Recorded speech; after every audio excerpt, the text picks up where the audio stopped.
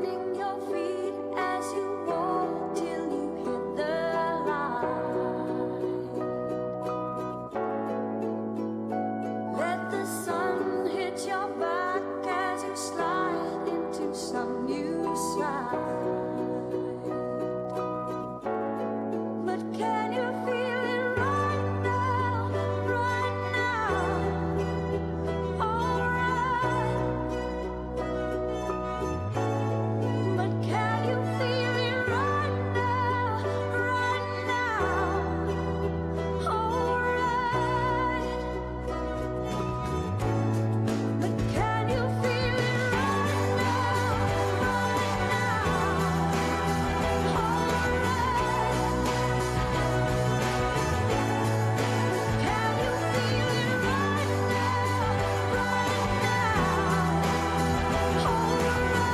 now,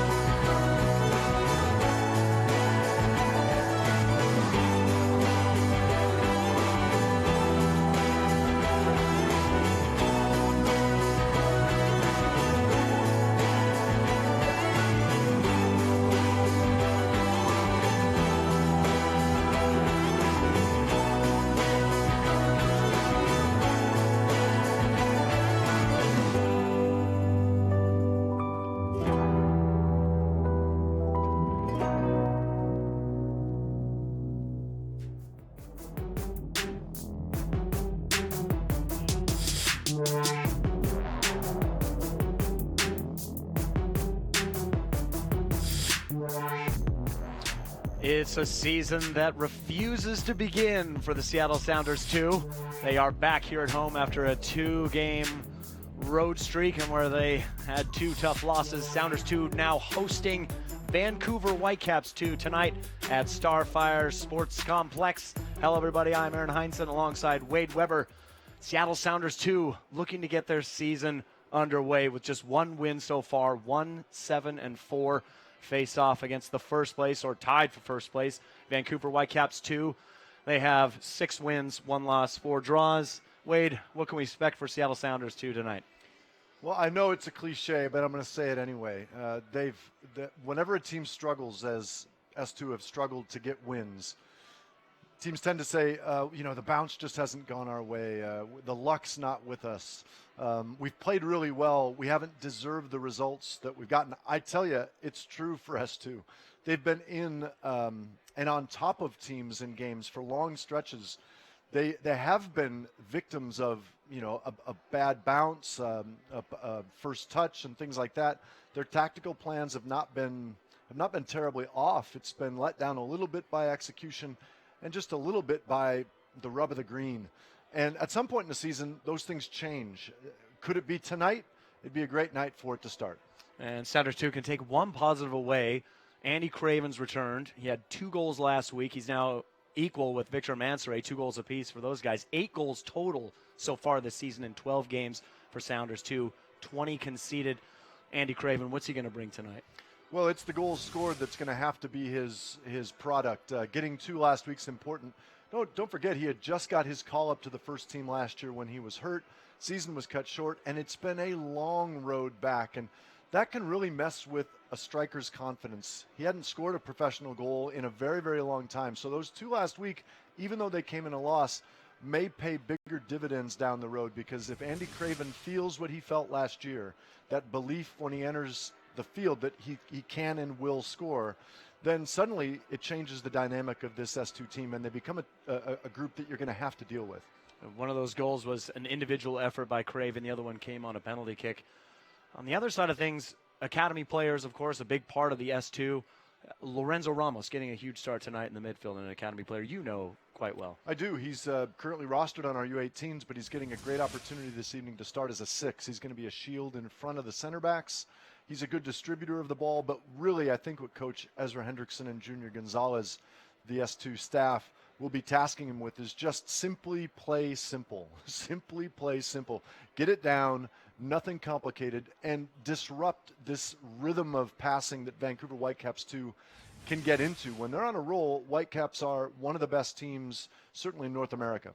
And Vancouver Whitecaps 2 coming off their first loss of their season last week against Real Monarchs, a last-second free kick header goal, something that I think surprised the Vancouver Whitecaps. They drew with them a couple days earlier, so they've actually have not won in 3 straight, 2 ties, 1 loss, and so it's been a while since the Vancouver Whitecaps have had a victory. But they do have a man here tonight who scored 9 goals for them so far, Kyle Craig, a man who played at Oklahoma City Energy last year, brings a lot to this team. He does, and he is a goal scorer. He's a true 9. He'll play up front. They play a 4-2-3-1, and he is the point of that spear. His 9 goals, I mean, that's a great haul for this point in the season. Probably a traditional striker, and a little unusual for Whitecaps too, who promote so often from within. They have a lot of players from their residency program in their team in this lineup, and to bring in more of a hired gun might be unusual, but they've chosen probably the correct spot, the spot where you need somebody to turn opportunities into goals, because goals equal results, and that's where Whitecaps too have been so successful this year. And you mentioned the Whitecaps, a lot of players with experience on the actual first team.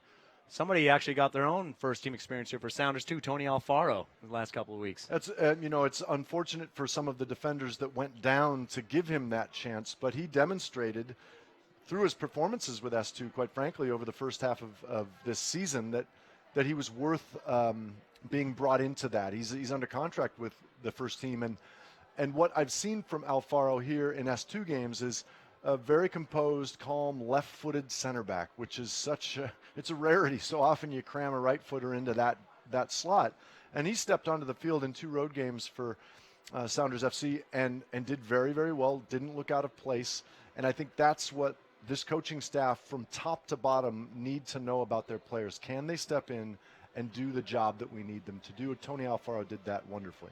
And just recapping the Sounders 2 last couple of games, they went down to Portland, played Timbers 2, it was a tight game actually, but they lost 1-0 there. And then they went to Orange County last weekend, where first half 0-0, second half Andy Craven 2 goals, and then Orange County just kind of took things over. The game ended 5-2. Jordan Schweitzer picked up a red card. He's going to be suspended for just 1 game. Sounders 2 actually are also missing a couple other players in Jordy Dellum and Myron Samuel, both on Caribbean Cup qualifications for their countries. How big is that of a loss tonight for Ezra?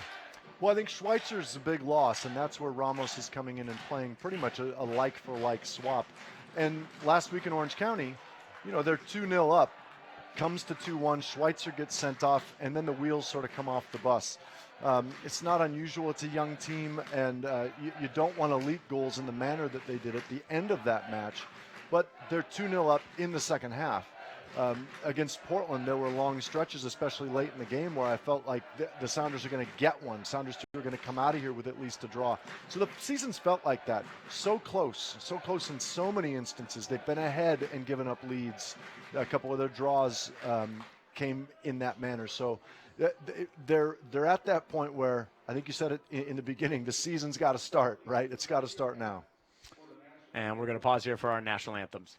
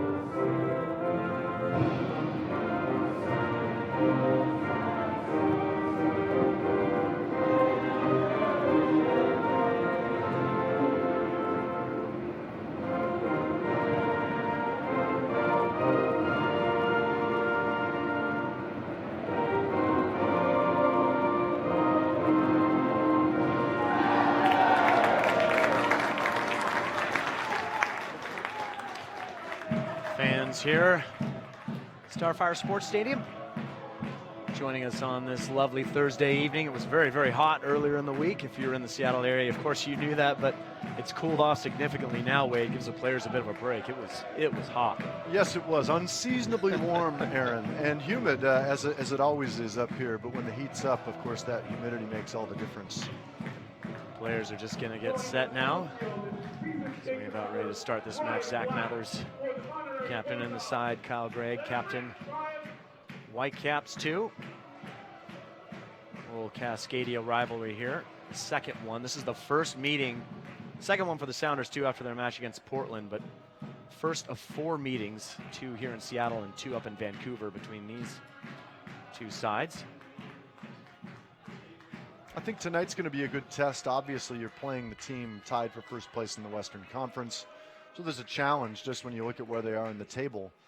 But, you know, tables don't always tell the story of the season, and they never dictate what's going to happen in a game. That's always up to the individuals and form as well. You mentioned Vancouver coming off a draw and a loss. Sounders, too, of course, 2 games on the road. But in both of those games, they had moments where you thought they could turn this around or they're going to hang on for a win. So big challenge tonight for sure, but not one that's beyond this group. Plenty of chances, especially against that Portland side a couple weeks ago. Our referees tonight are Nima Sagaf is in the middle. Kelsey Harms, Seth Martin are the assistant referees, and the 4th is Charles Spagnola. Martin was an assistant referee the game here against Arizona United, and Harms and Spagnola for the Rio Grande Valley Toros game. 2-2 draw there. Speaking of Sounders, 2 taking a lead early against Rio Grande Valley and then gave up 2 goals early on in the second half. And then Tony Alfaro scored the equalizer at the very end of the game. Incidentally, that was the only goal Sounders 2 have had in the second half up until Craven's goals last week, which kind of shows you where they're at sometimes, that goal scoring. Yeah, and there have been moments where you think they've sat on leads they've had in the first half. They maybe have shut up shop a little bit early. LA Galaxy 2 is a great example where they concede very late, had a lead in the first half, and really looked as if they had that game won playing against 10 men. So it is a long season, but it's getting shorter, right? So it is about not worrying about where you are on the table, because you can't control where you stand at the moment, right? That's the result of the last month and a half, 2 months. What you can control is the next 90 minutes, and if you pick up points this evening, then you worry about the next match. It seems simple, right? It seems simple to play it one game at a time, but players are guilty sometimes of worrying about where they are on the table, which is irrelevant at the moment. Certainly true. Big match here for Sounders 2 tonight. I'll quickly go through the lineups.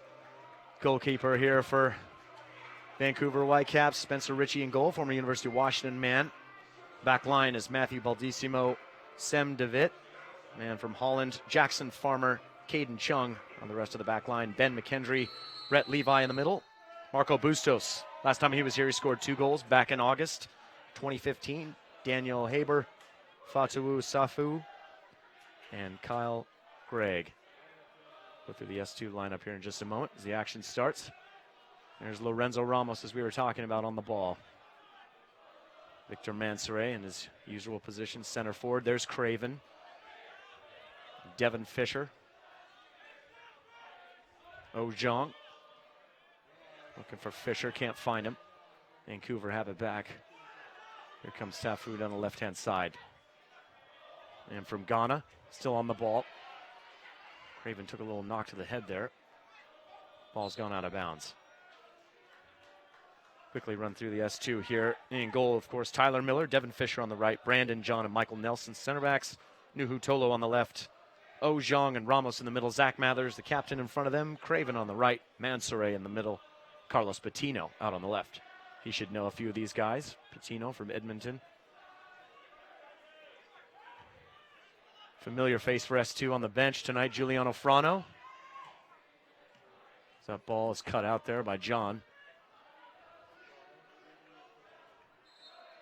The referee says no. Goal kick here for S2.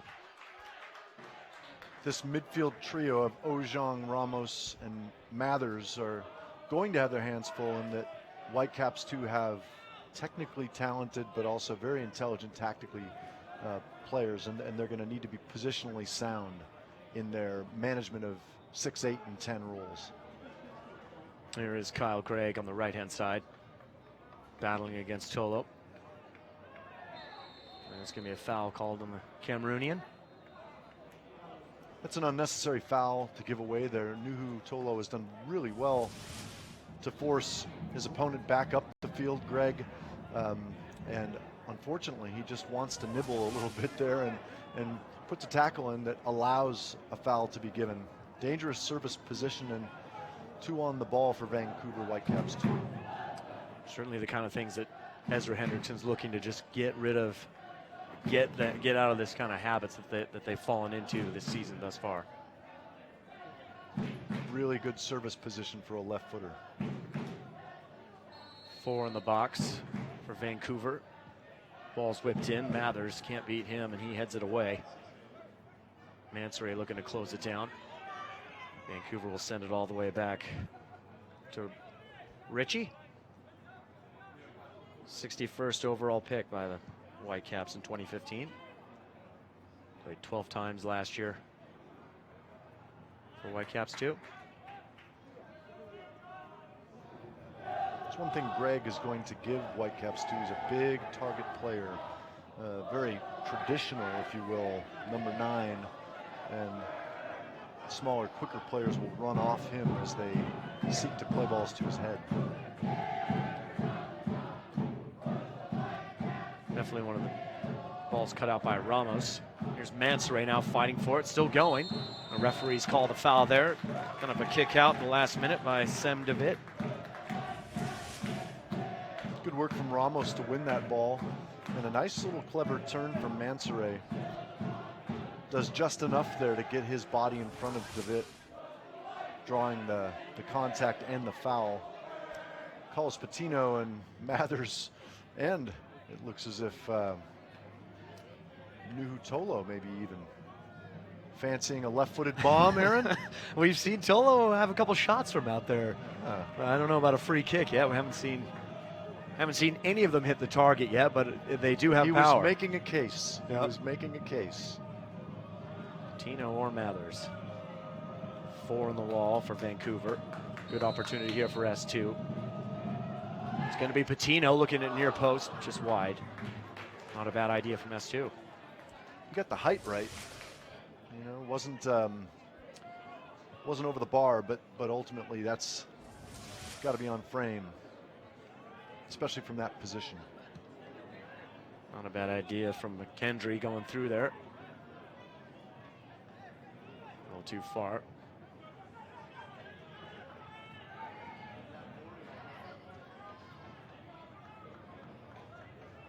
Michael Nelson. Ramos. Tolo manages to squeeze it through. Now Mathers, a space. Marco Zhang switches it to Devin Fisher. Now Mansory, good movement up top from S2. Cross from Mansory, it's cut out. Here's Safu. He gets himself a goal kick for Whitecaps. Not bad though from S2 this time. Lively, which they always have looked lively at the beginning of the first half typically. Certainly encouraging, and you know it ends with Mansory dragging David, central defender, out into a wide area. Pity they couldn't take advantage of it quicker. David goes long to the top. Tolo wins it. Tolo will send it. DeWitt's got it again. Aldisimo all the way back again to Ritchie.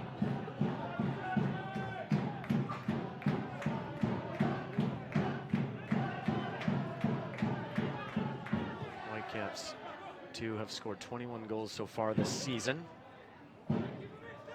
14 against. They've scored 9 of their 21 in the first half and 12 in the second half.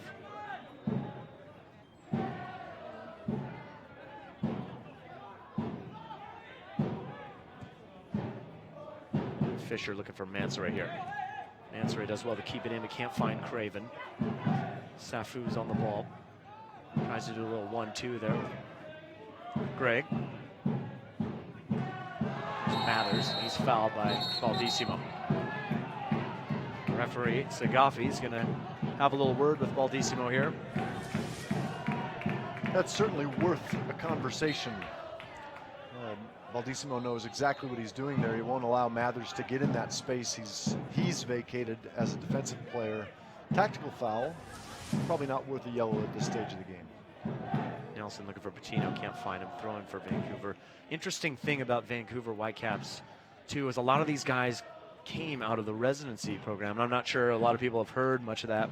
Here for Sounders, too, we have the Youth Academy, something that you know very well, but can you talk a little bit about the residency deal that they do? It's effectively the same thing.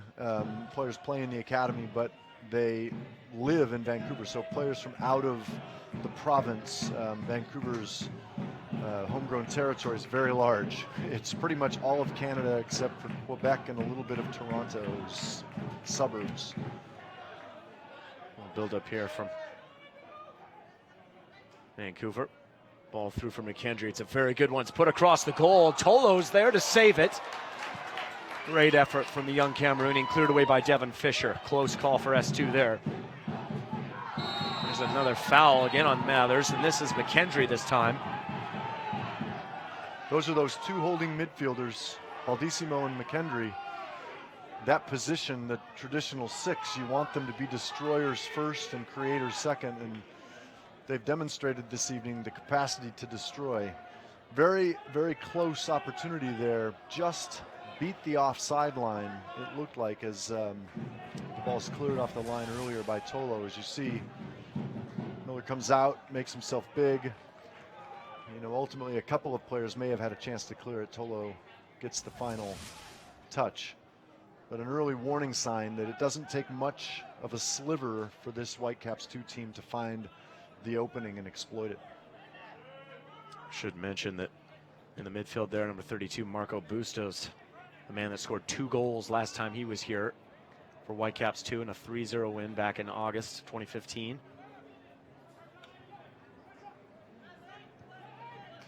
And these two teams met. Frano was the other, one of the players that's here tonight that was on the field for S2, along with Ramos. He started in that game as well.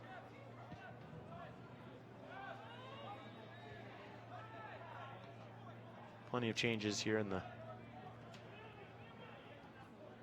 two teams. Players come, players go. It's a big case, obviously, for Sounders, too.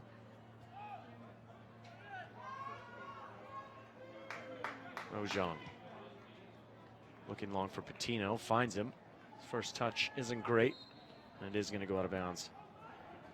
This S2 back line, the Brandon John and Michael Nelson combination, you know, without Tony Alfaro, they don't have that natural left-footed center back. So, you know, positions where they've at times this season seemed very comfortable now might be more of a challenge.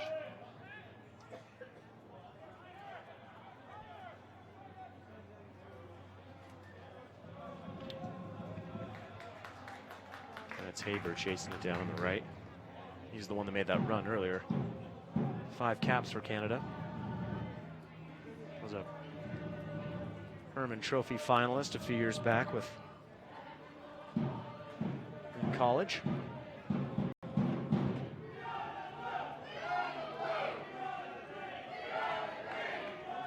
There's Mathers.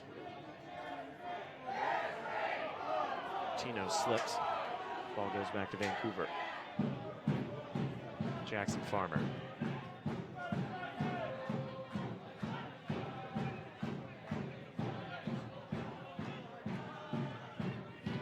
Levi. Still Brett Levi. Some possession here for Vancouver.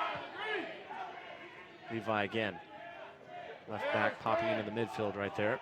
Nicely cut out, though, by John. Vancouver have it back, though. We'll give and go. Here's Haber again.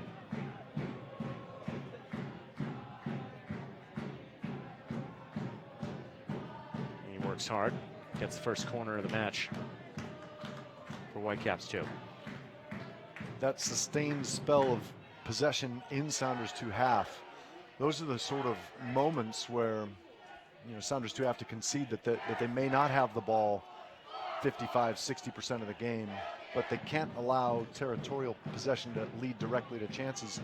They do concede a corner, but up until then, again, they kept play in peripheral areas. Ball whipped in. Again, Mathers is there to head it away. Always difficult as a coach when you see that first ball never beats the first defender. As the center back who used to run up for those corner kicks, I was frustrated as well. Certainly. Then you have to sprint back in case there's a counterattack. Field seems a lot longer when you're running back toward your own goal.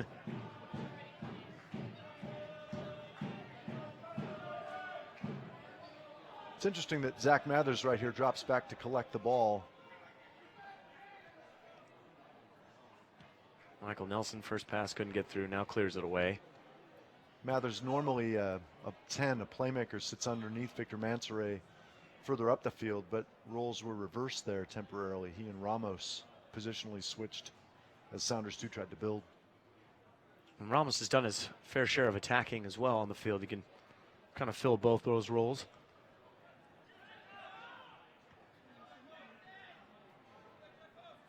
Ojong. Good ball through to Patino, but he's flagged for offsides. Nice ball by Marc Ojong. That's close from Patino. You know, I think if you're not offside occasionally, and if you're in a front three, you're not working hard enough.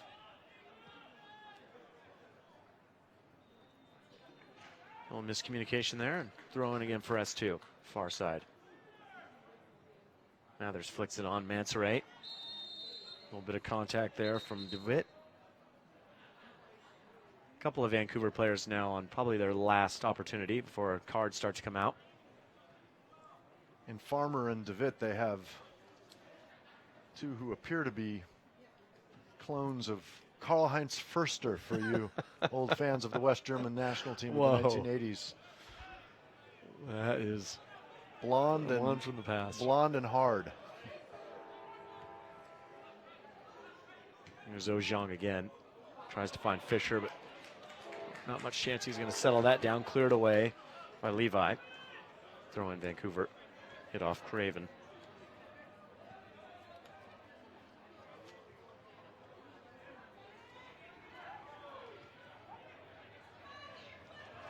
Tackle there by Ojong. Mansoret has it. He's going to find Craven on the right. Andy Craven. Cross comes in. It's a good one. Cleared away, though, just to the top. Ojong knocks it over out of the stadium, in fact, onto the practice field beyond. Here come Vancouver, just like that the other way. Nice ball by Ritchie to get things going. He's found Habert. Out of Craig. Good, strong tackle by Nelson. Throwing Vancouver, but just like that, Ojong's shot goes over, and Vancouver are basically racing the other way. That's one thing I've noticed about their goalkeeper. Ball's whipped in. Far post at Safu. No one's on him. Goes for the shot. Deflected and cleared away by Brendan John. Levi. John breaks it up. It's a piece. Levi still going. Gets it away. What a save by Miller. The referees call the foul already. Great save by Tyler Miller. Really absolutely stunning. The fact that the referee blew his whistle as the ball might have been in midair. Take nothing away from Miller. That is simply top shelf, and I don't know that he even heard the whistle as he's full stretch. One thing I was mentioning, Whitecaps, Spencer Ritchie races on goal kicks to collect the ball at the edge of the goal and put it back in play. It's something tactically Sounders 2 are going to need to be aware of. Just like a quick free kick, you don't want to get caught out in moments like that. And certainly a little smart play from the keeper out of Seattle. Played on the under-17 World Cup team for the United States, 2009. There's Levi again. Bustos. Safu. Whitecaps 2, majority of the possession here in the first half, 17th minute. Still 0-0.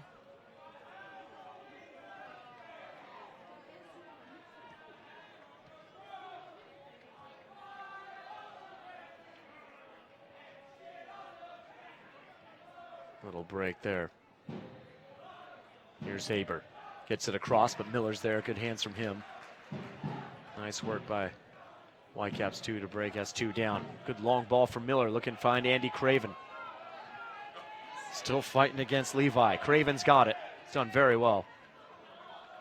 Craven still on the ball. Has it tapped away. Sounders 2 keep possession. Devin Fisher.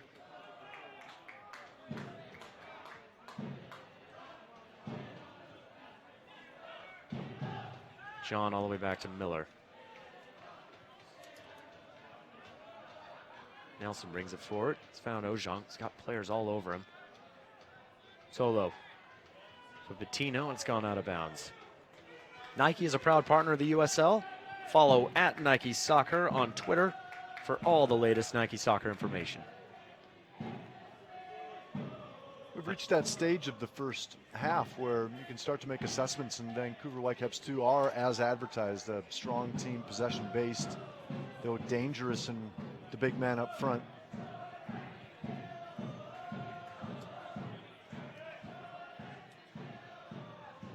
Bettino fighting for it. Can't get it off Baldissimo. He's got Bustos coming the other way. Marco Bustos. He's actually in training camp in January with the full national team, getting ready for World Cup qualifying still. Very talented player. Another one of those residency kids, came in 2011. Had 7 goals last year, 2, as I mentioned here, back in August 2015.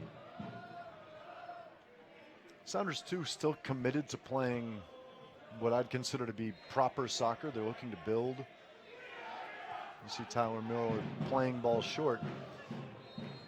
You know, possession can't simply be to build up the percentage stat, because that really doesn't matter, and giveaways like that are not going to help.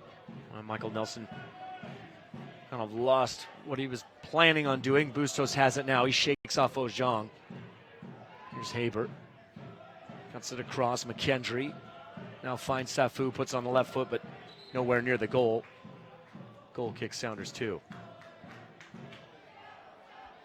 think that's Bustos still on the ground over there. Caught a stray arm from Nuhu Tolo. Referee choosing to keep a blind, or to turn a blind eye to it, although I suspect he knows something happened. There was a little putting out of the arm as it's like that arm on a bus that keeps kids from walking in front of it, right? That was a little block. That was Nuhu's Blocker. extended arm, and Bustos made far more of it than actually happened in terms of contact, but the referee knows now to keep an eye on him. Mathers fighting for it there against Baldissimo. Foul on Mathers. So far this season, Wade, we've seen most teams struggle just a little bit with the pace of S2. I think Vancouver, this is the first team, at least from my impression, that is equally as fast, and maybe if not faster in some areas for S2. How can they? Well, they you know, it's a question of recruitment on some level, but it is a good team. It's a unit that plays well together, and obviously they've got athleticism in the right places. I'm still not convinced their back four will be able to handle S2 if S2 can boss possession in Vancouver's end. That's the challenge, isn't it? I mean, it's one thing to want to build. It's another thing to be able to get the ball into those pockets of space that do exist. It's typically going to be in front of your right or left back. There will not be a lot of room in front of the central defenders for Vancouver this evening. There's Farmer, another man from Edmonton. As you see Craven, Farmer gets it again. Plenty of experience with him. He's got a cap with Canada. McKendry brings it inside. Hits it wrong, though, with Baldissimo. Mathers finds Craven. Craven driving forward. Looks to play it down the line, but Mansray wanted it somewhere else. It's going to go out easily. Once again, the ball manager. I think that's what they call the people that retrieve the balls. I think at this stage in a little bit too much of a hurry to get Spencer Ritchie the ball when it goes out for a Vancouver goal kick. I think perhaps we can teach some gamesmanship to the ball managers. Which you see all around the world, of course, if you Yes. watch the game. That is one thing they are. We see that pass cut out. Bustos driving forward on his left foot. Don't trouble Miller. He'll look to get it started quickly. Ojong to Tolo. Tolo, see if he can use some of his pace here. Tracked well by Haber. Here's Mansoray. Not many friends around, mostly white. Drop back to Nelson. Just take a look there. As soon as Victor Mansoray gets a touch, 3 players in white all around him. Here's Craven. Has this cut out by McKendry again. He'll hang on to it. Levi.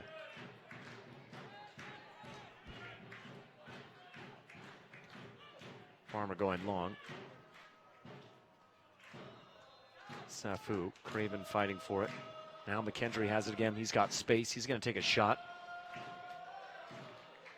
But again, won't trouble Miller. Nothing so far to really trouble Tyler Miller if we're not counting the one where the whistle blew.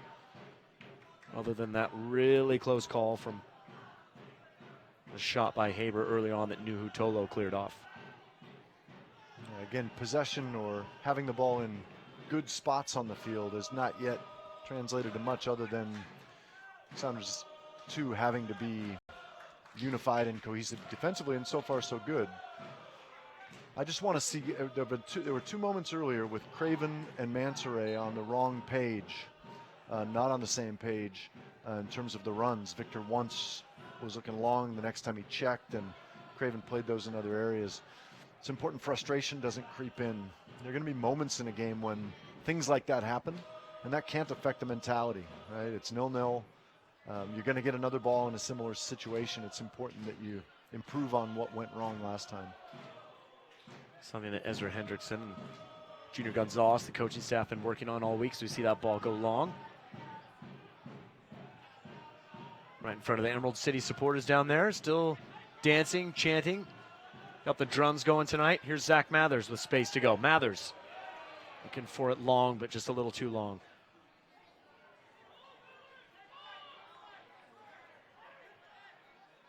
I spoke to Ezra yesterday, mentioned finishing being one of the biggest things for them, obviously, with just 8 goals, but running different combinations on the field to find that. Ramos.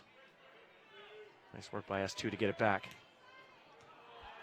Craven's pass cut out by Levi. You could see there Mansoray acknowledge Craven's intent. He gives him the thumbs up. Again, those are signs. They may not mean a lot in the grand scheme, but in the short term, it's important that players don't get on each other when they're, bad decisions or wrong decisions.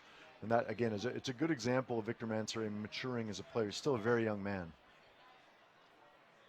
The players do seem to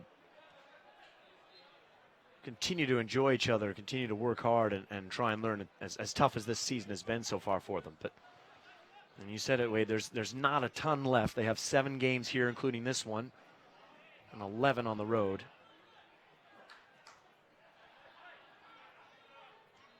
But there's nothing nothing that prevents them from starting a nice little run. Again, you can look at the table, you can look at form, you can look at whatever you want to look at, but what matters is how they manage this game. They have the talent to win.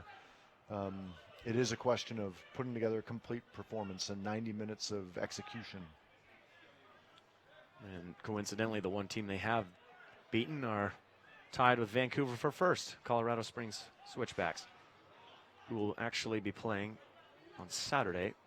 Los Dos, Galaxy 2, who are just behind the top 2 teams. Safu breaking forward. Nice work by Devin Fisher to get back. Fisher on the ball still.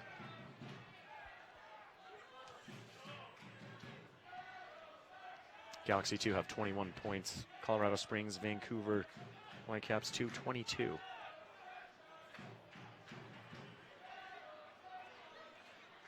Here is DeWitt moving forward with space. The chance for Bustos again. Shot with his left foot straight at Tyler Miller. Become a fan of the USL on Facebook for exclusive news and interactive content. And follow at USL on Twitter to keep up with all of the live action during the 2016 USL season. I think it's important for S2 as they're moving the ball center back to center back, even going through Miller in the middle, is that just simply the tempo has to pick up. The pace of the passing is allowing Whitecaps 2 to shift comfortably into new blocks, which makes it a heck of a lot harder to break them down. So we see Mansoray coming in to the midfield to try and get that. Keeps it from going out of bounds, but goes all the way back to Ritchie. Clears it long. Ball goes over Brendan John, but Nelson's there. Found Craven.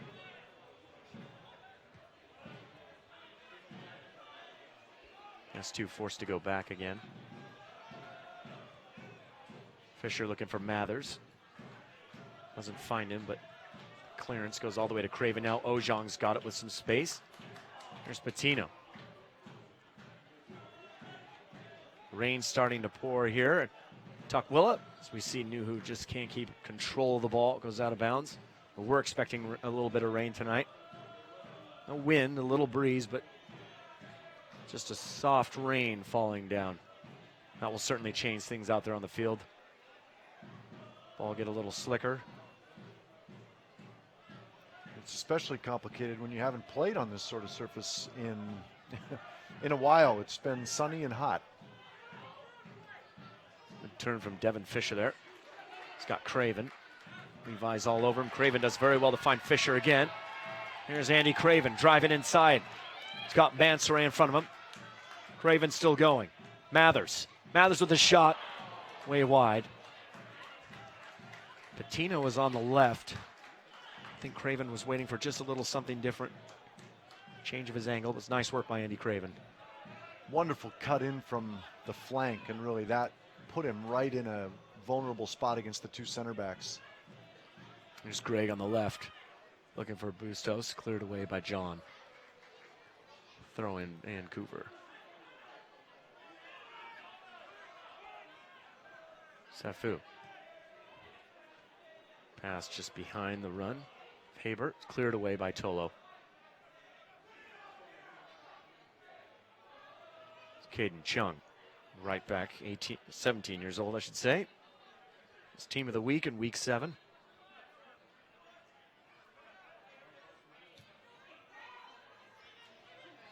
Long ball over the top to Miller.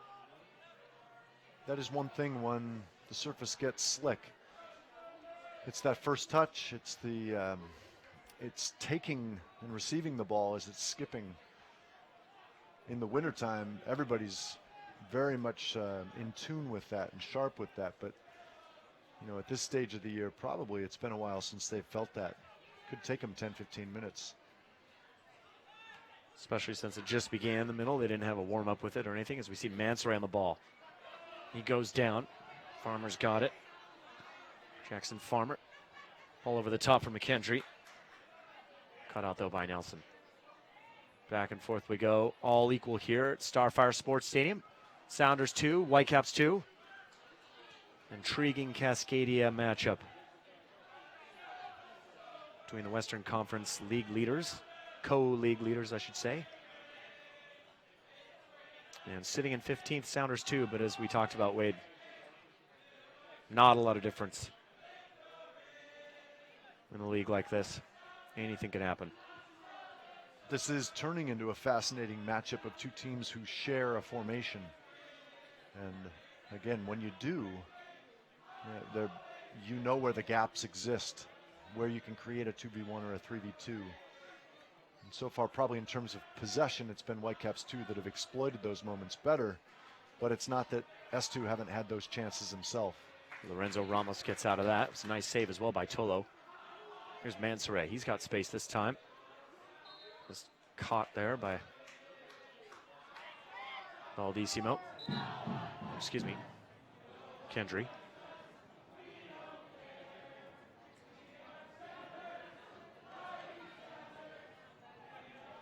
Now there's to Ramos. Ramos doesn't see Greg right behind him.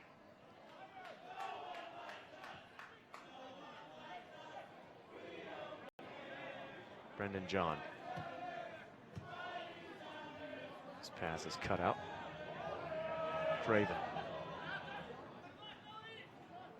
That's going to be out of bounds on S2.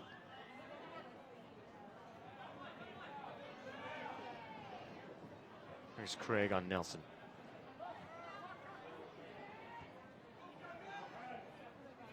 Evan Fisher, Mansoret. Does well to fight himself out of it. S2 will switch it to the left side. Nelson looking for Ojan. Goes beyond him, but Carlos Patino has it now. S2 just hanging on to it in here. Victor Mansoret with space in front of him. Looking to find Craven. Just cut out, though, by Levi. Safu's got it. Whitecaps looking to counterattack a little bit. Tackle from Fisher, though. A foul. Not sure there's much in that. The referee's acknowledging that. Fisher definitely made an attempt to play the ball, and Clifton got a little much of Levi.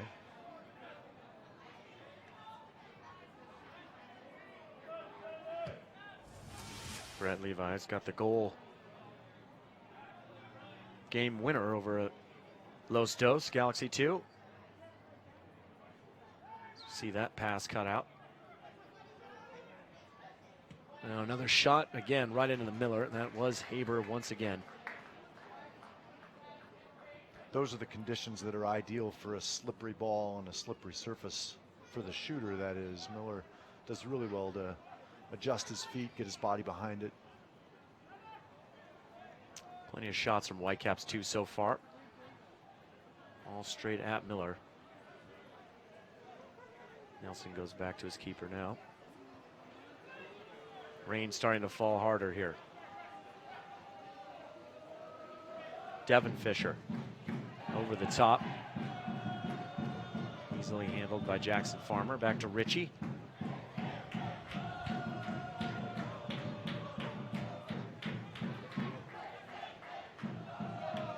Levi has that caught on his feet. Throw in S2.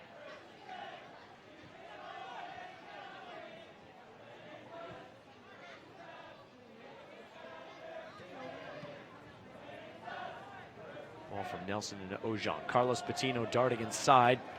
Looks like DeWitt's going to get there first, and he does. Nice little run for Patino.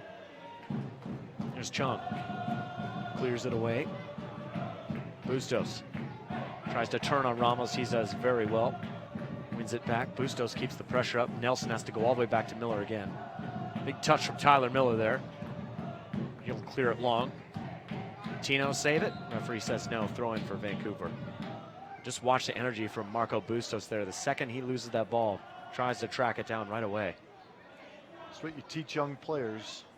You know, there is a window of opportunity when you lose it where you can quickly win it back from your opponents, as they haven't settled into a possession mode yet. But sometimes it's harder to get players to buy into that when they see it and know its success. Then they tend to want to repeat it.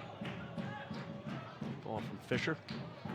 Close call as Greg was closing down on him. You and I were talking before as we see Mansoret's found Craven out on the right-hand side. Levi's back. Cuts off Craven's cross. Throw in S2. Back to Devin Fisher. Ojan.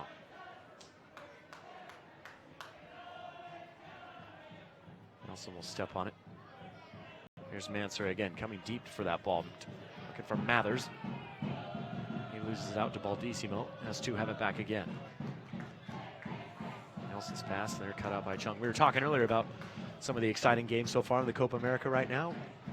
One of them was the Argentina-Chile game. With the amount of pressure in that game on some of those players was just phenomenal for the full 90 minutes. Yeah, and you don't often see that. Yes, it's a cup competition, which increases everything, all the pressure and tension and all of that. But typically a group stage game in a cup competition does not bring that level of intensity. Of course, it is Argentina, Chile. They go back a ways. Good ball there. Mathers on the left. Mathers driving forward, puts it back across the middle. Cleared away, though, by Farmer. It's a foul called on Nuhu Tolo. Of course, Argentina-Chile, the replay of the final last year in 2015, in which Chile hosted and won. Penalty shootouts. Argentina, for all that they've had, have not won a title since 1993, which is just incredible. And they have a couple of talented guys. I've heard of a couple One of or them. two, yeah. I don't know their names. They ain't bad, as an old high school friend used to say. Ball by DeWitt, looking for Safu's run. Headed away. Argentina, of course, visiting here next Tuesday, playing Bolivia. Final game of the Copa America group stage. Exciting thing here in Seattle. Hosted Peru. Haiti. Greg turning. Good ball inside, and it's going to be flagged offsides. It's Bustos. That's that combination play the Whitecaps 2 can bring. Just offsides. I tell you, that was close. That was close. Very close. I'd like to see at some point if we can get a clip of that.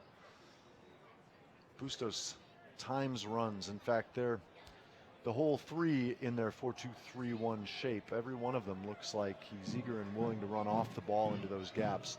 As a center back, that's a hard thing to track. Tolo saves Miller's ball. Patino looking to track it down. Patino still going. Richie has to come off his line. Clears it away. Michael Nelson with the header back. Victor Mansoret does well to recover that. Here's Tolo.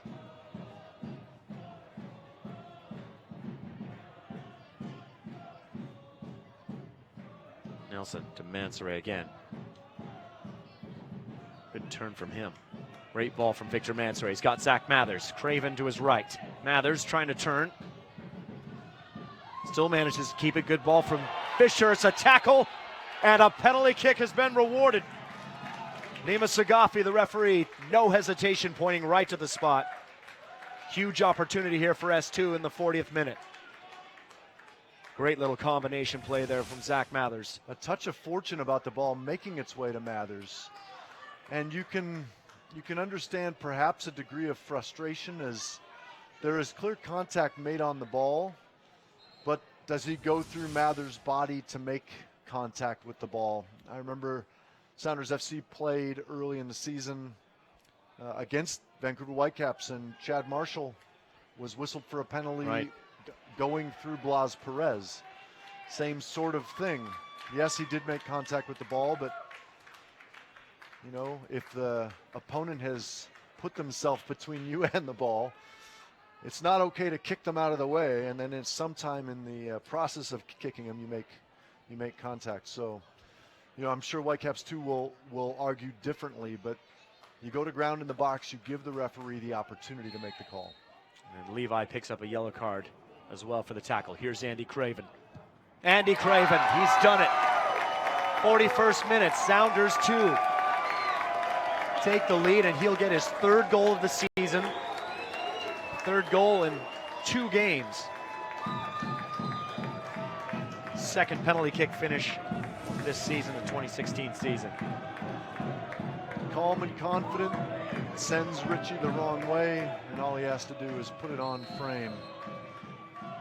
3 goals in 2 halves now, Aaron. That's a good haul for the long-haired Andy Craven. I tell you what, when the confidence returns, even if it's from the penalty spot, those things get the blood flowing.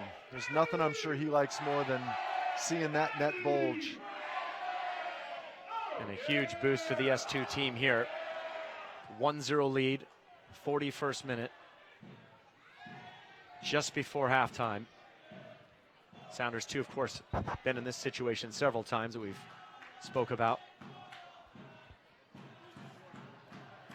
It is really about learning from experience. You know, life is about that, right? You make mistakes, you learn from them. Can Sounders too find a way to hang on here till half? That has been the trick. Here is shot from McKendry. Another one of those midfielders we talked about, looking very dangerous. McKendry, Haber, Safu, Bustos. Baldissimo seems to sit deeper, but looks to have the ability to go forward. Here's Ojong, last player, S2 player to score here on this field against Los Dos a couple weeks ago. Maybe seeing a yellow card for Victor Mansaray.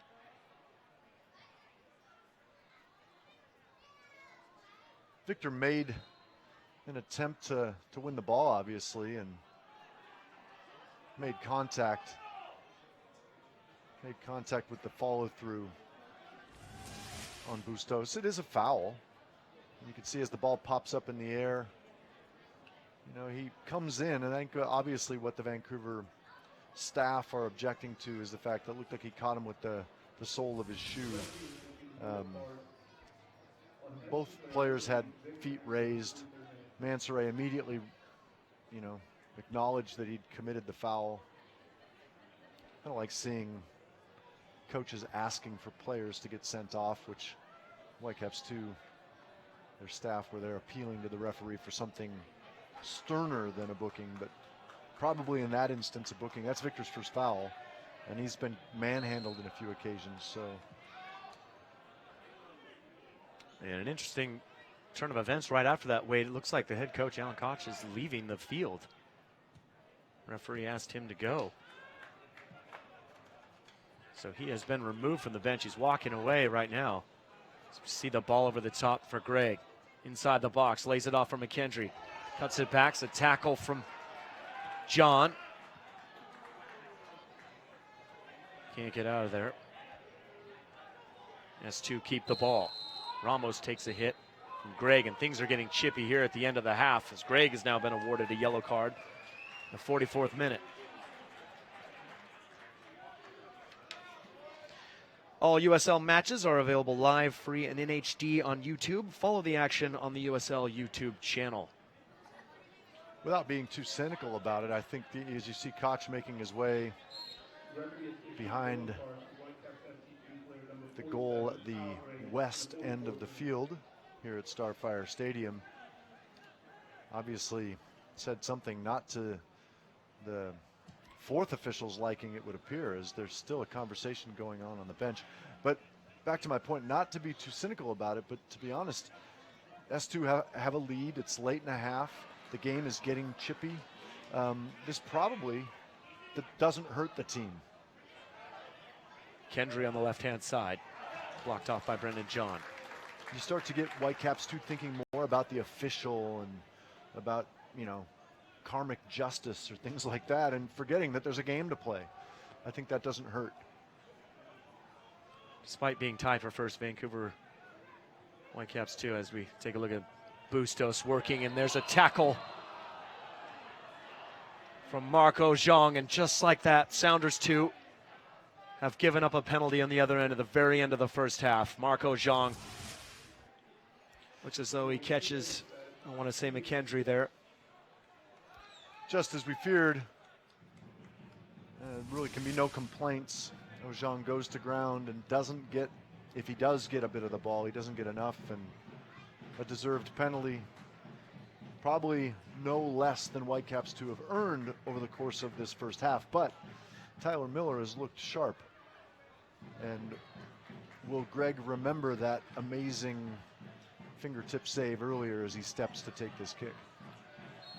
Here is Kyle Gregg now, stepping forward. Gregg, he's found the back of the net for his 10th goal of the season just at the end of the first half. And the Sounders 2, the season continues like this. The ups, the downs, the leads. Now the equalizer for the opposing team, and before the half has even ended. Well taken kick from Gregg. 10th goal on the season. You know, double digits this early. He's undoubtedly an early MVP candidate, or contender for sure. Yeah, it's frustrating for Sounders too, but if you went into that locker room at halftime 0-0, you feel, well, all right. When you go in 1-1 after having a lead that late, it feels different, even though obviously the result, the outcome is no different than it would have been. This is where the mentality needs to be right. There can't be despair and defeat because the game's far from over.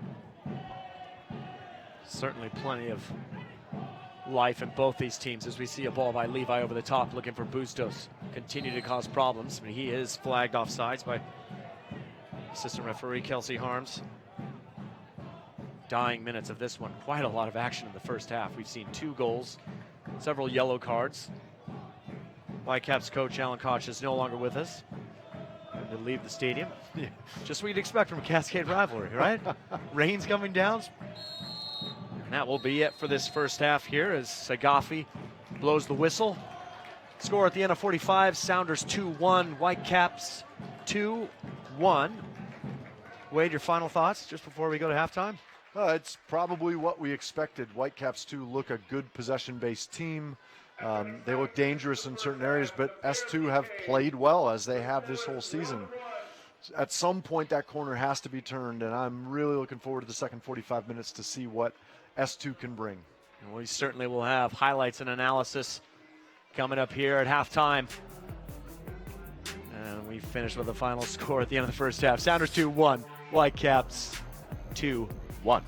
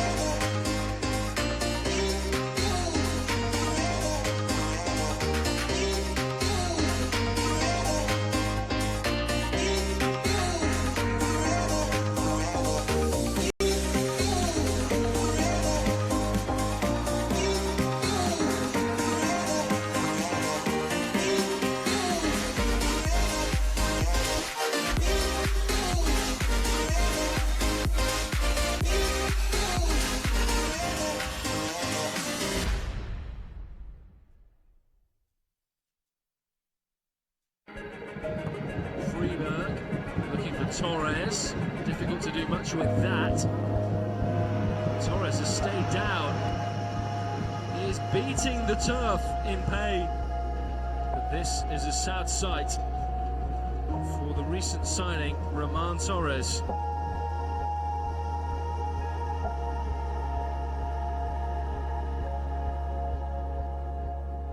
Yeah, when he went down from jumping up for the header, we could tell the way he landed and the way he reacted that something significant had happened. We obviously knew it was a severe injury. There were some other complications that we needed to address.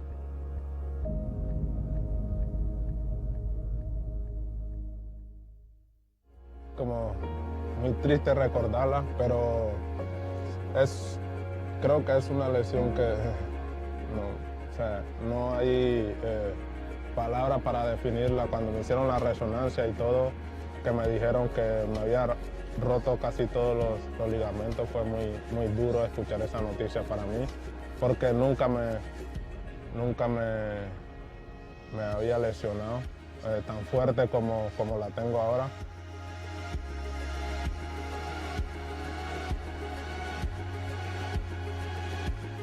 It was really tough for him because he's had a long career. He hasn't really had anything like this happen before.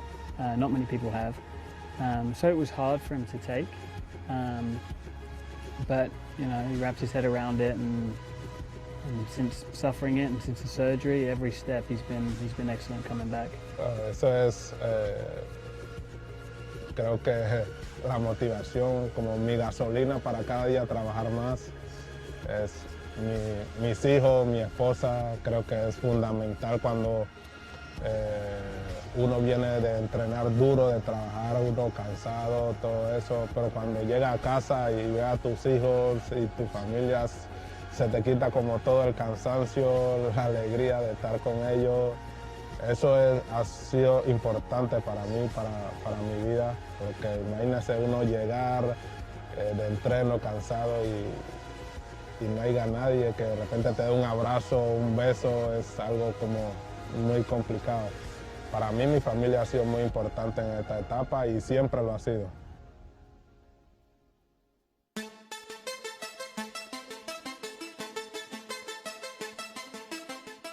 His commitment's been excellent. Rehab can often be harder than training because you're doing it every single day, sometimes 2 sessions a day. It's very intensive, often directed specifically at your injury, so it can be very tiresome. But he's been unbelievable throughout the whole process.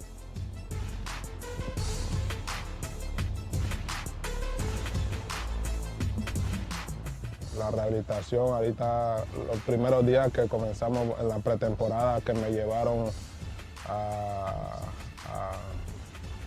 Los Ángeles, hicimos, yo creo que eso me llenó como de motivación.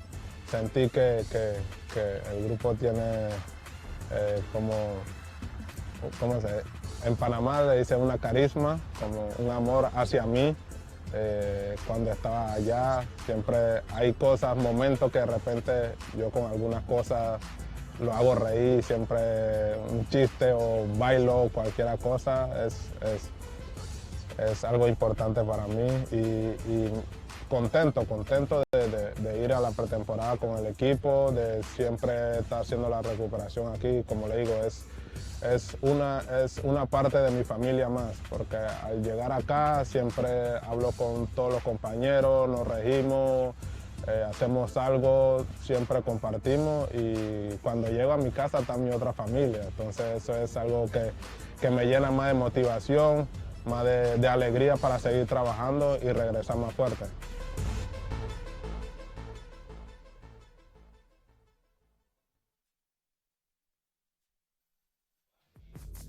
Following today's match here in Tukwila, Vancouver heads home to face Swope Park Rangers Sunday, June 12th, 5 o'clock Eastern Time, USL action on YouTube.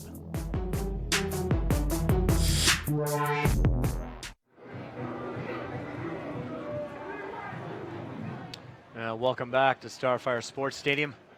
Tukwila, Washington, Seattle Sounders 2-1, Vancouver Whitecaps 2-1. The rain comes down here on a night that started actually pretty beautiful, but rain swept in about halfway through the first half, and here we are on a stormy night. It's a stormy game.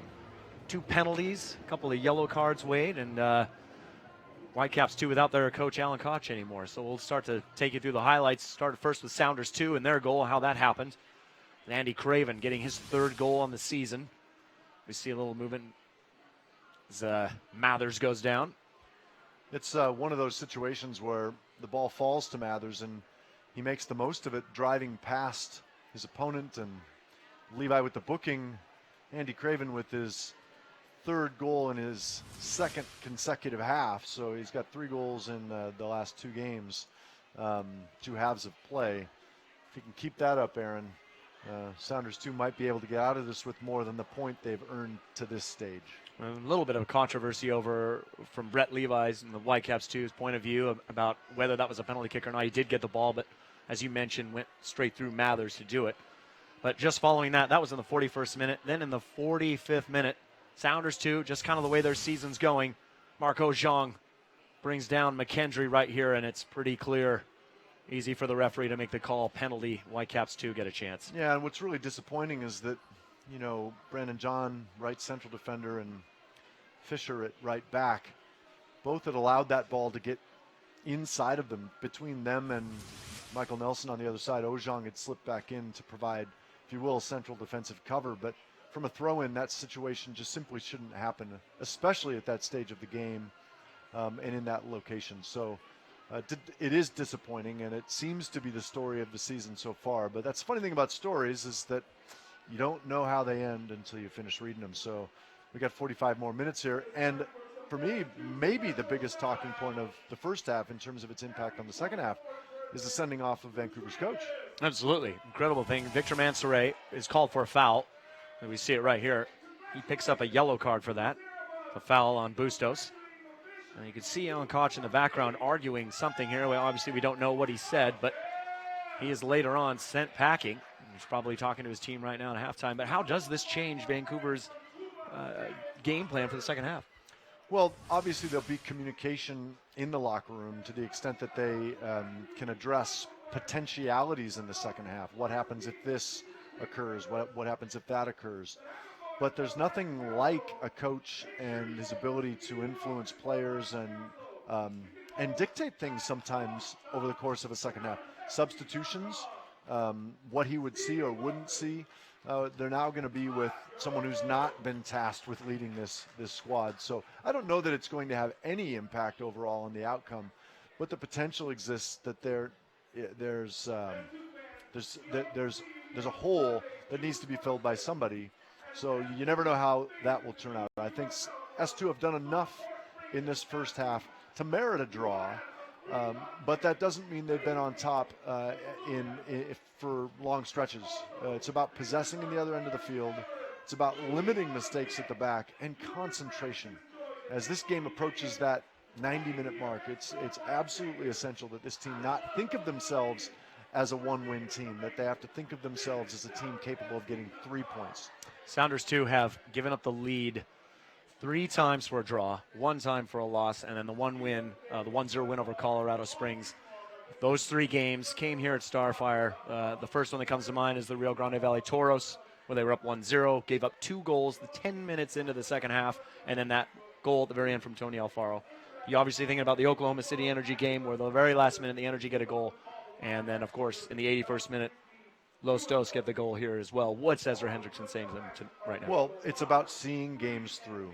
These may be inexperienced professional players, but they're not inexperienced players. They've played hundreds and hundreds and hundreds of games, and they've managed leads. They've managed situations where they've been in draws. So it's about getting something from this match that's going to help to turn this season around. And we'll have more analysis here in the halftime, and, of course, the second half when we come back.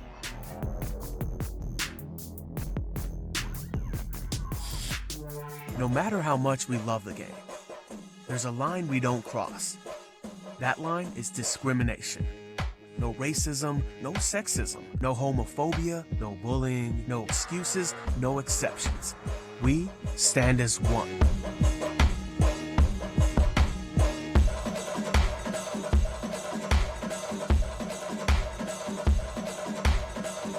Rise above discrimination. Take the pledge. Don't cross the line.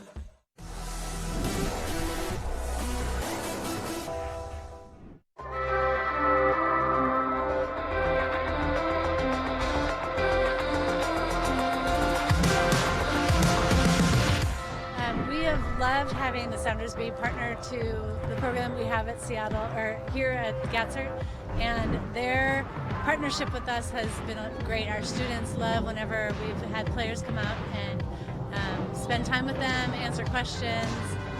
They're great role models to have here in Seattle with us.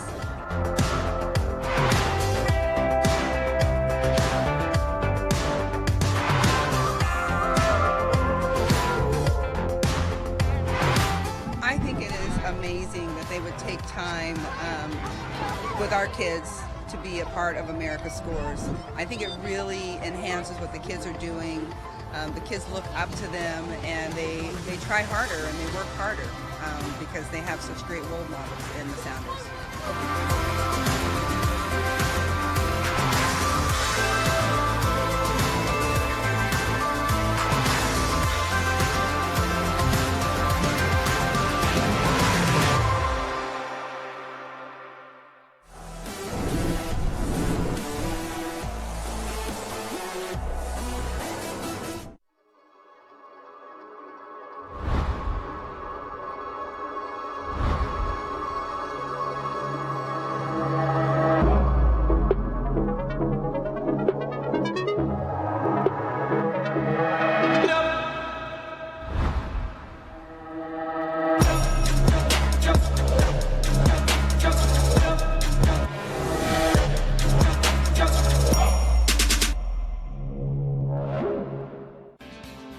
Sounders FC fans, ever wonder what it's like watching a match from the sidelines at your own table?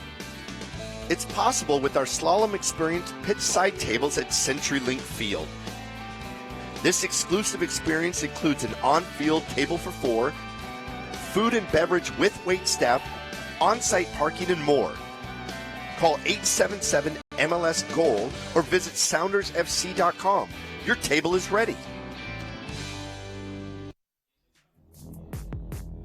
Sounders 2, next home match, Sunday, June 26th, 8 o'clock Eastern Time. Seattle hosting Swope Park Rangers themselves. Swope Park making a lot of trips over here west. That's USL on YouTube.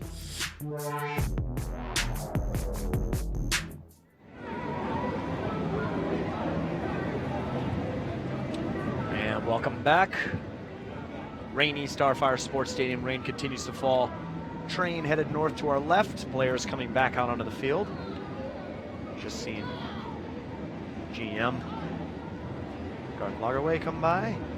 Adrian Hanauer, head coach Ziggy Schmidt, Seattle Sounders. Brian Schmetzer, assistant coach. Whole crew here tonight, Wade, to watch this one. Tommy Dutra, goalkeeper coach, even Terry Boss, former Sounders FC first teamer. We're in for an exciting second half.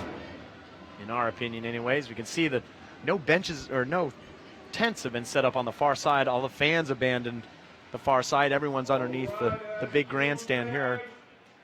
The players will have to sit in the rain for a little while, I suppose. I do see 3 fans standing in the metal bleachers. Yes. They appear to be Whitecaps clad.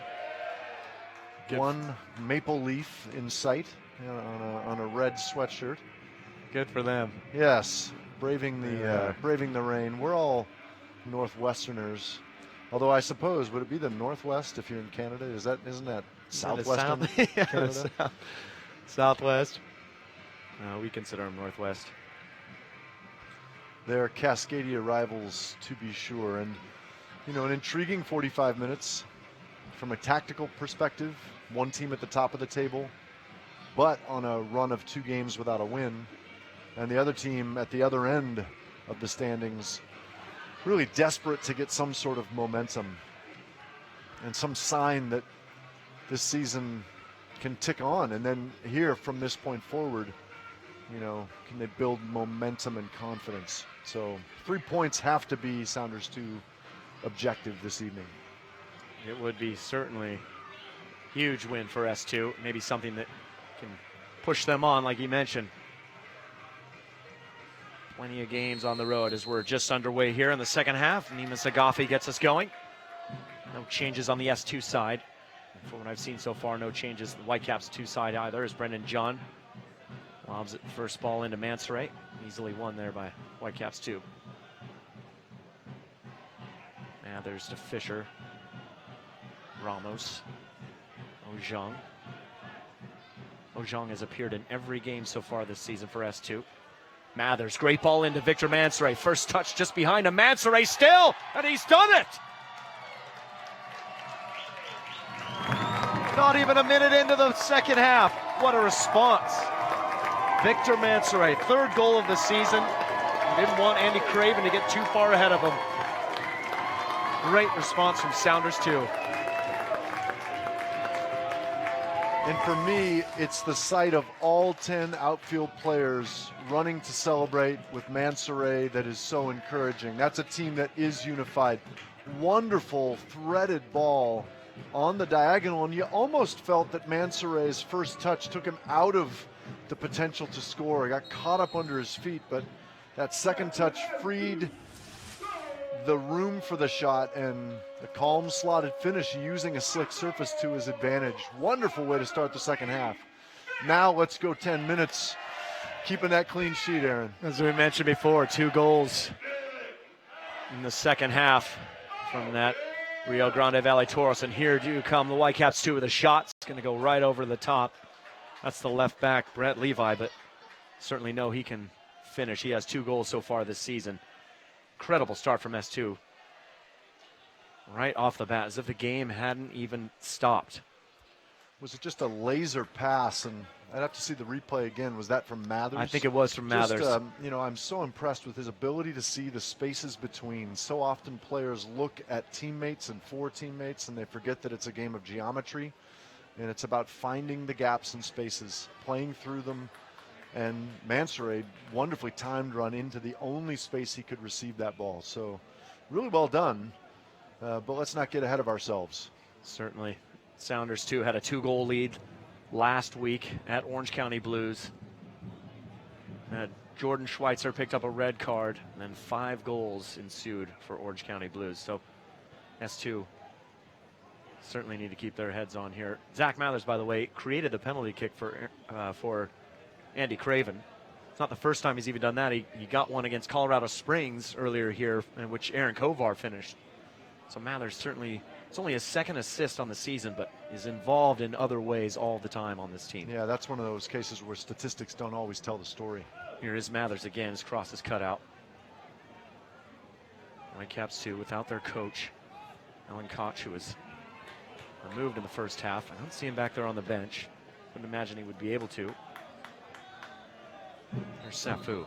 Ball isn't kept in play, and he's actually called offsides. Seth Martin. Little moment of confusion between Ramos and Fisher as the two of them tackled each other, which you don't obviously like to see. And again, it's that concentration piece. Was probably Ramos's ball to play. But mistake-free defensively for the next few minutes is going to be important. Well, this Vancouver team, going back their last 5 games, they came back at home against Los Dos Galaxy 2 to win 4-3, the game in which Brett Levi hit the winner. Then they won at T2, Timbers 2, 3-1 on the road. And then since then, they've been unable to get a win, as we see Chung here on the right-hand side as it cut out, and it's the first corner kick for Whitecaps 2, the second half. They do look dangerous, but they also appear to have more than one option when they build these corners. They position players in spots where more than one thing could happen. Short ball out to Levi. Here he is on his left foot, looking on the far side. That was, I think, intended for Jackson Farmer. Here's Levi again, cut down by Ramos. Levi's been very active this half. It's unusual to see your left back as a short corner option on the opposite side of the field. I've seen them take corner kicks, but again, training ground routines for Whitecaps 2 are paying off.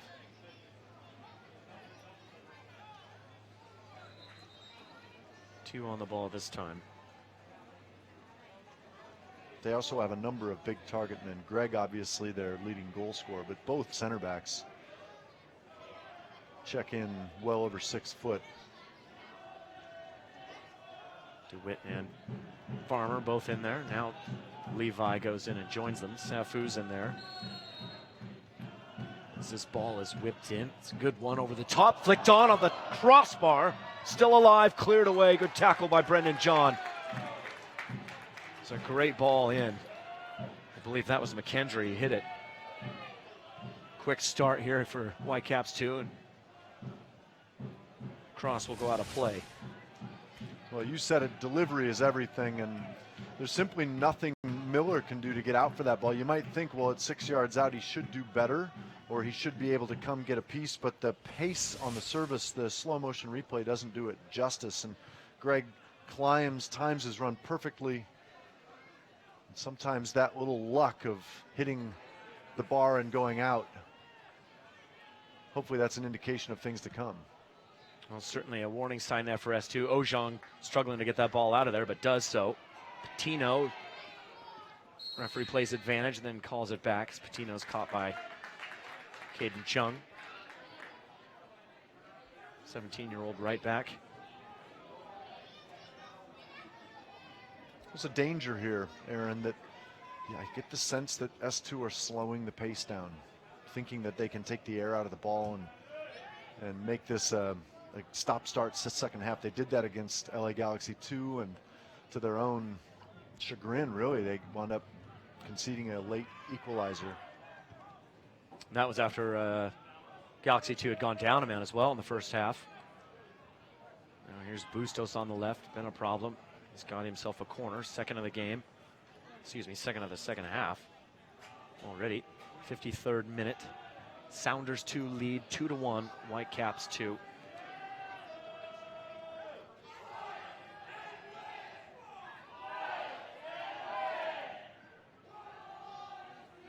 It's going to be taken by Safu. He'll whip it in.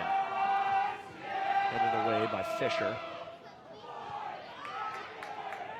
Now Carlos Patino looking for Mansoray. Mansoray flicks it back to him. Patino still going. Cut out though by Baldissimo. Here's Levi. Greg trying to send Haber through. McKendry.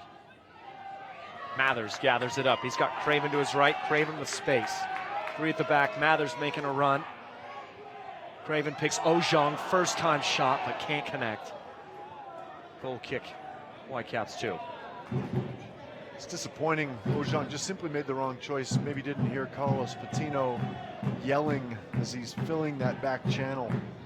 Sounders 2 were able to unbalance Whitecaps, and Craven was running at the left central defender, in that case Farmer.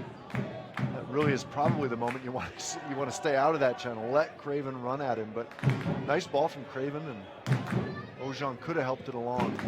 Just didn't recognize that option. Certainly for fans, Sounders 2 getting that goal. Now going to bring Vancouver forward, and it's going to open this game up, we hope, as this game continues. Fisher looking for Mathers. It's gone on to Craven, now out of bounds. Off of Baldissimo.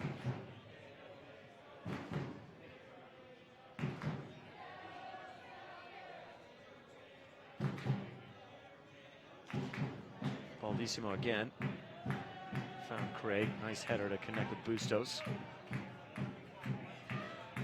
Ramos. Andy Craven.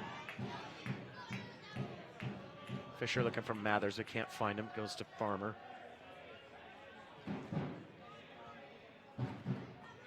Little back and forth between both teams. Brendan John goes long. Baldissimo cuts it out. John again with the header. Back and forth here. Mathers. Tolo. Good feet from him. Tolo now with room to go. He's going to keep it going. Mansoray. Carlos Patino. Plenty of Vancouver players in front of him. Patino. Good possession here from S2. Raven.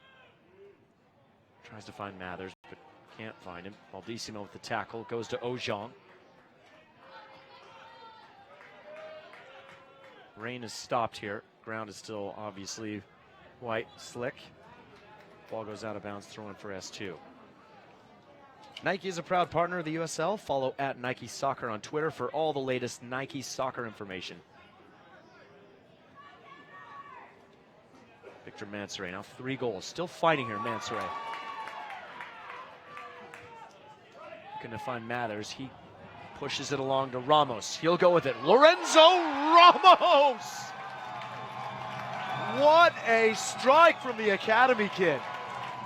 Now what an effort from Victor Mansoray to get that into the middle for him. Incredible goal. Lorenzo Ramos opens his scoring 2016 season. Emphatic fashion.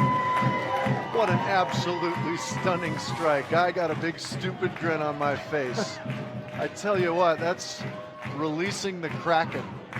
Mansoray, you've hit it on the head. He's held the ball up so well under pressure all night long. He got the goal. He gets an assist, and in situations like that, I tell you what, I can't say enough about how hard Mansoray has worked to refine the rough edges of his game, which have all had to do with focus and concentration. And then Ramos, what a finish. I tell you what, you don't hit them like that in training too often, and to get one in a game as a player who's played most of his career as a 6, it's really, really good to see. Great finish from Lorenzo Ramos, one of the only players on the field here to be playing last time these two teams met. Wonderful goal from him. A little bit of exercising the demons here tonight for S2 so far. Craven. His pass can't find Ojong. Here's Chung going the other way. Bustos. A little bit of misconnection between he and McKendry.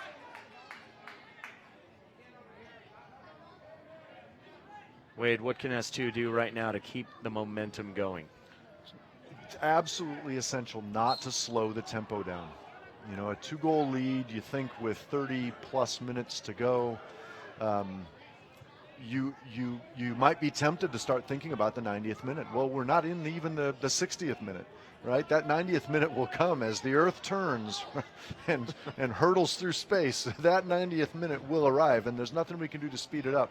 So it's about continuing to have the same attitude and approach. It's been a very good start to the second half, but that doesn't mean Vancouver haven't hit the crossbar in this half. So obviously there's still a threat, but the mentality of a winner is about not taking any minute for granted, continuing to play on the front foot.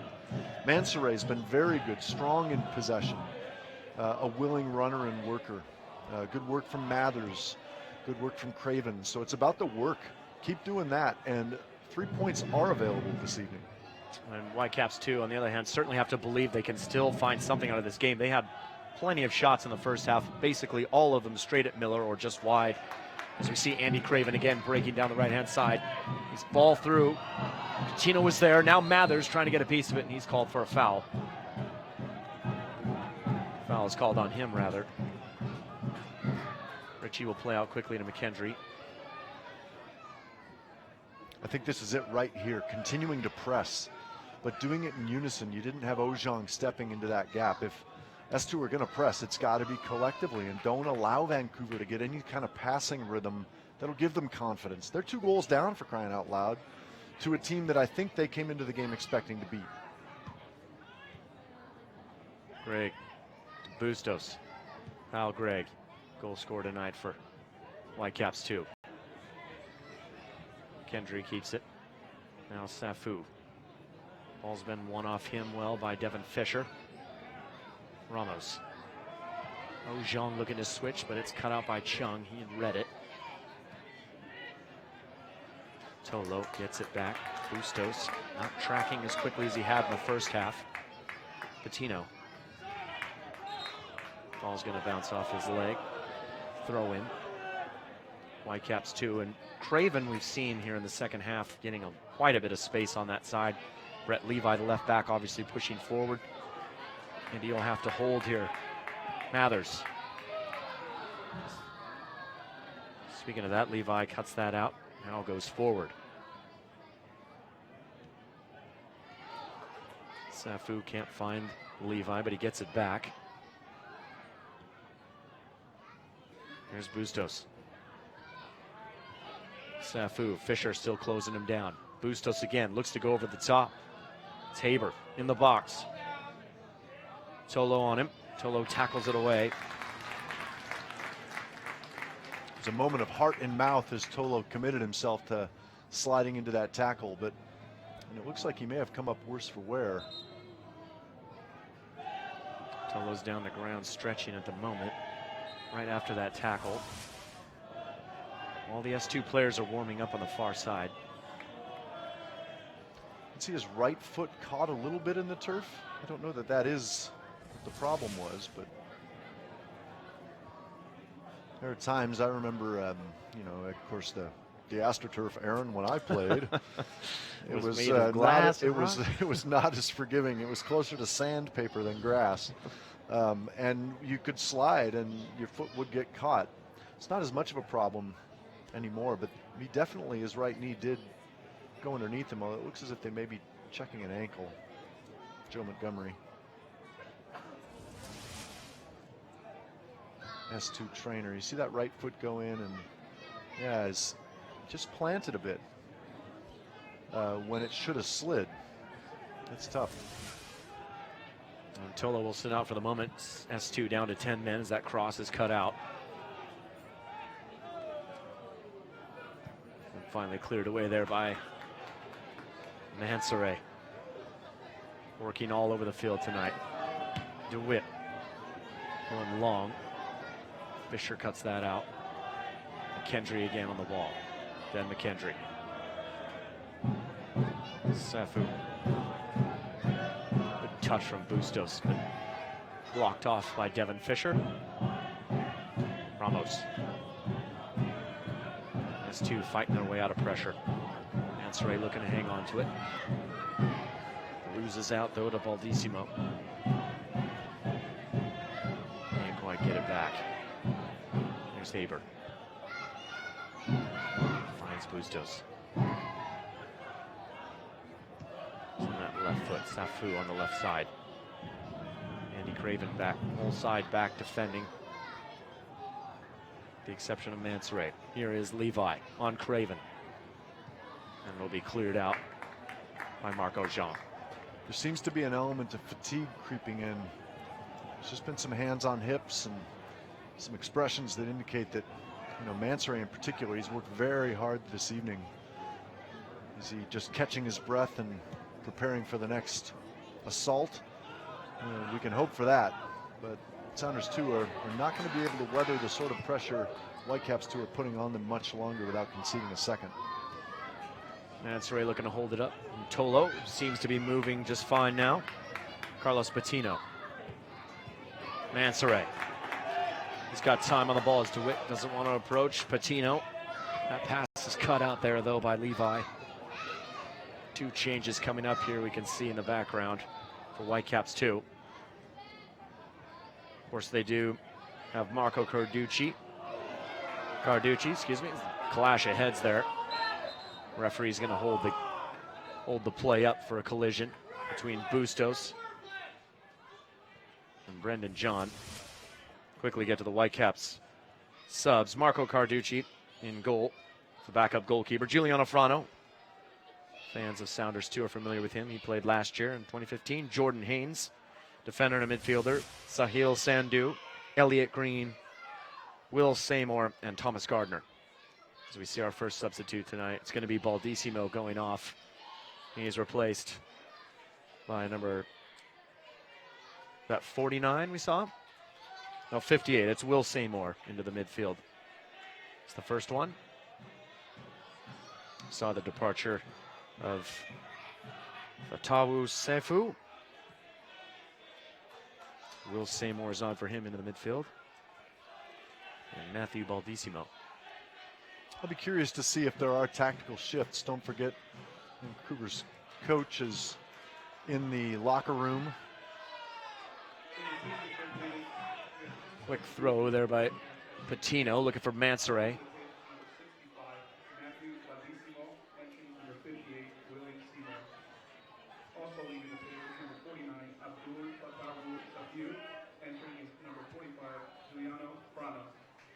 And it is going to be Frano, the former Sounder 2, on the left-hand side in place of Safu. So two changes so far for Whitecaps 2 as Victor Mansoret's found himself in just behind Chung. Mansoret still cuts it back. Good recovery from the Whitecaps defense. Mathers, still chances. Mathers, what a save. Craven again. Saved by Spencer Ritchie. Craven only had to just slot it past him, but huge hands from the former University of Washington goalkeeper, Spencer Ritchie. It was a glorious opportunity to take that 3-goal lead, which you'd think could be insurmountable. But sometimes those chances, I tell you what, you've got to credit the goalkeeper. It may seem positionally like that would have been easy for Craven to convert, but Ritchie quickly up to block the second effort. Good work again from Mansoret to hold the ball up. And here's Craven again. Mansoret to his left as well as Patino. Ball behind him. Vancouver defense will drop and recover a bit.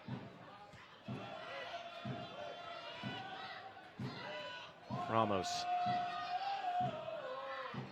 Certainly Andy Craven would have loved to have had another 2-goal game in a row. Still plenty of time, 67th minute.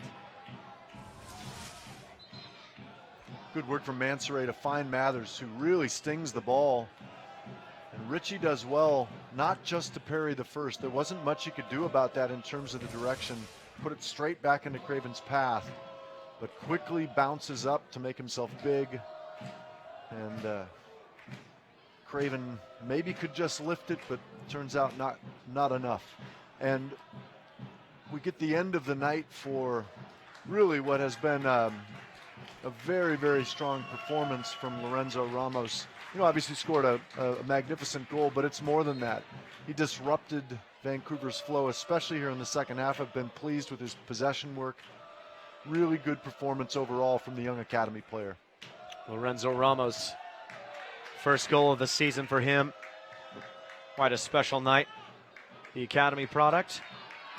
And Willie Kapawa will come on as we see Mansoret again. Nice work from Carlos Patino. Mansoret, no one in the box, he goes alone. It's knocked away there by good defending from Farmer. Haber. McKendry, now out to Giuliano Frano. 2 goals for S2 last season. Here's Bustos. Willie Kapawa getting his first bit of action. Here's Frano on the left. Tries to put it across, cut out. Frano again. Cleared by John, but only as far as Willie Seymour.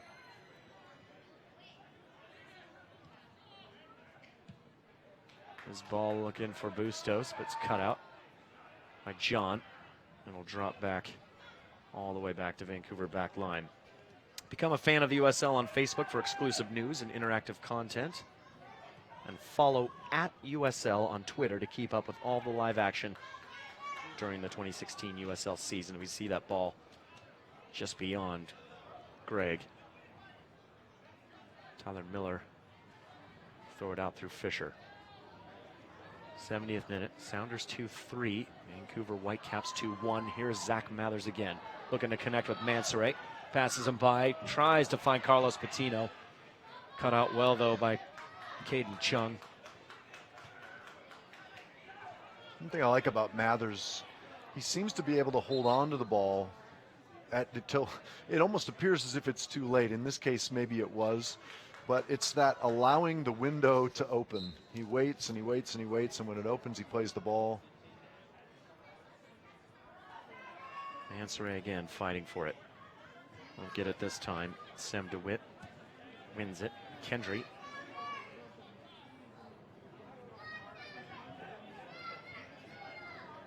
Sounders 2.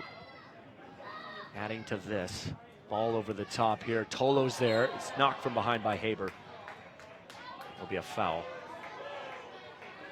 It's really ultimately an easy call. Tolo puts himself between Haber and the ball. There's only really one result that could come from that. You know, Mansoret's had such a good game.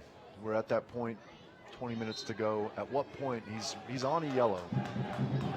At what point does Hendrickson give him the trust and say, you're going to play 90, be a leader, and don't get another card, you know? He's, you know, the kid's 19 years old, so we have a tendency to think maybe he's older or more experienced than he actually is. But at some point, players learn that. Or Coach Ezra and Junior can say, listen, you've done your work, we'll put somebody on and make a tactical shift. I don't think the time is yet, though, to take him off the field. He's certainly still been involved in a number of the last few attacks for S2. As we see Willie Kapawa. And he's waited for his international paperwork to come in before he joined S2 partway through this season. Another one of those players they're still waiting to kind of fit in the whole system here. The question for him is where does he play? Is he a 6? Is he an 8? Could he be a center back even? And I don't know that we could say the jury's out, I suppose, at this stage. Great work from Mathers there to try to get it. Seymour has it back. Bustos going forward. He's got Frano to his left. Frano could be through. It's Giuliano Frano.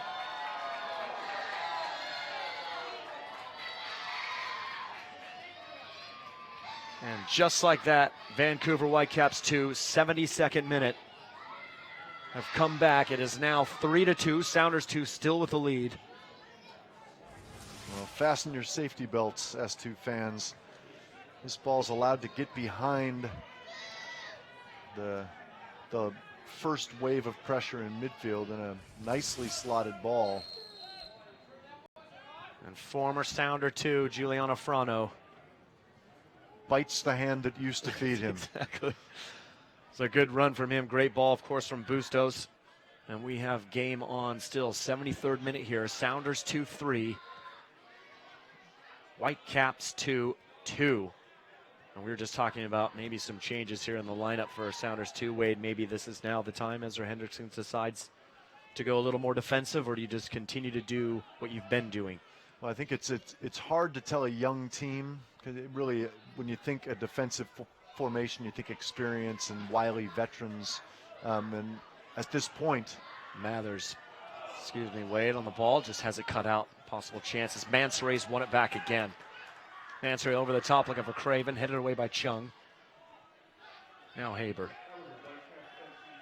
And again, just the way they just scored. Plenty of space and time there for Bustos going forward. He's got Frano again to his left. He finds him. Fisher looking to close it down. Frano with a good ball in. Nelson heads it away. Whitecaps 2, all the possession. Excuse me, that was not Frano, that was McKendry. This ball in by Levi. Now Mansouri. Mathers working to get it. It's a good tackle from Frano. Tolo wanted Miller to come out, but it was too far for him to get it. Throw in Whitecaps 2, and it's been all Vancouver the last few minutes. Yeah, Mathers looks to really be laboring a little bit now, covering the ground. That shield space, that space in front of the center backs. Touch there from Gregg. He's got it. What a save by Miller. Huge chance and cleared away by Kapawa. Corner kick, Whitecaps 2. Lots of pressure now on Sounders 2. Disarray at the moment. Players looking for free kicks and appealing to officials, fourth officials, ARs, referees. You know, at the moment it's about taking care of the job and the ball in front of you as the Sounders defend this corner kick. Ball's whipped into the far post. It's Farmer. I think that was Brendan John. No, Devin Fisher got a head on it to take some pace off of it. You know, I was saying earlier that there's the bench at this point is entirely academy players, other than Bersano in goal. Mansouri, good run to the far corner. It's Chung behind him, chasing him down. Victor Mansouri. Kapawa. Mathers switches it over to Devin Fisher. Everyone for Vancouver dropped off except for Bustos and Gregg. Ball into Kapawa. Can he hang on to it? It's cleared away by Levi. Better by Seymour. Craven. Good touch from Andy Craven. Mathers. And it'll roll out of bounds, but throwing for S2. 3 yellow cards so far in this game. Mansouri has one of them. Craig has one of them for Vancouver, and so does Levi.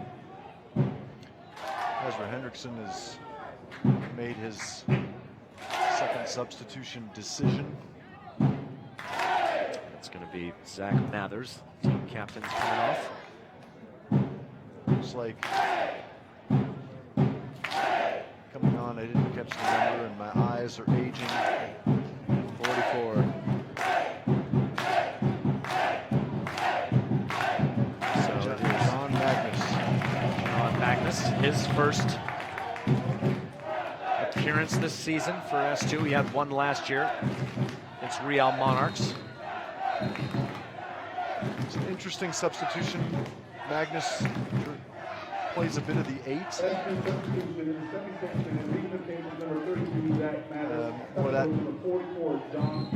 More that box-to-box midfielder, but I think they've asked him to play as a 10. So really in Kapawa, Ojong, and Magnus, they've got 3 hard-working distribution-style midfielders. Mansouri still carrying the bulk of the responsibility for generating opportunities for Sounders 2.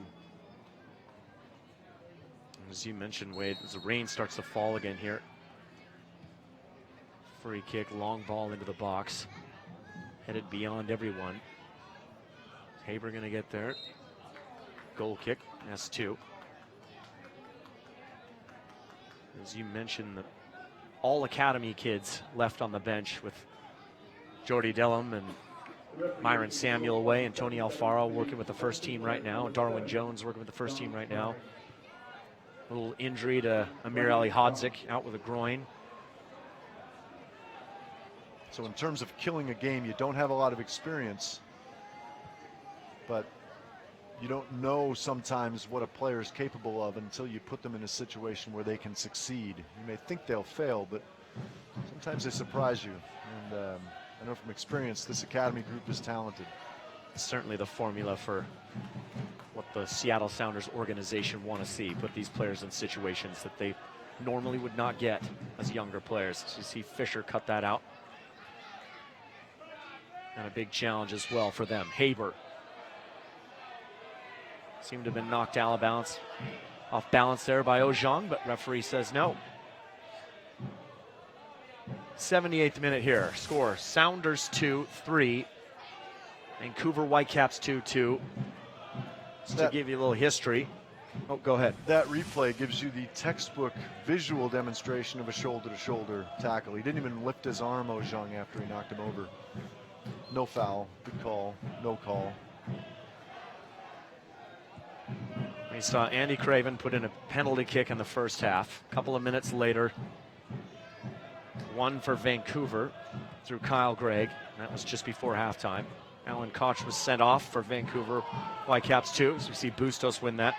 Sounders 2 reply with 2 goals in the second half. And through Giuliano Frano, last year Sounder 2 had a couple of goals for them as well, for Sounders 2 last year in 2015. Frano puts Vancouver right back in it. 12 minutes, probably some change to go.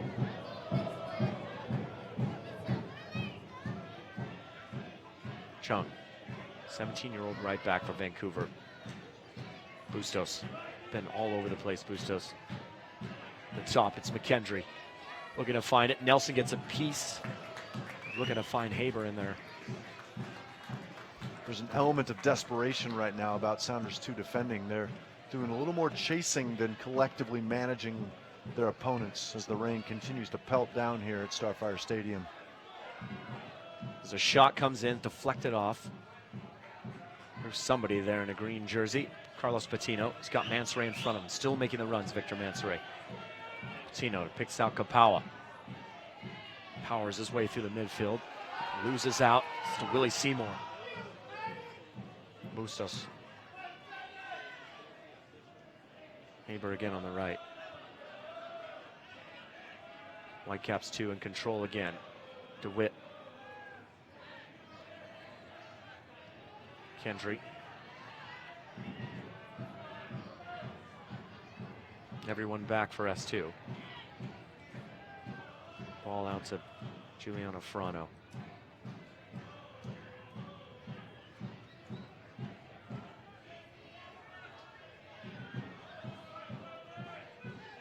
DeWitt in again to Bustos. Little 1-2 with Craig.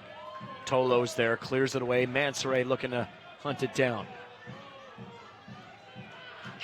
Chung gets there first. Throw in S2.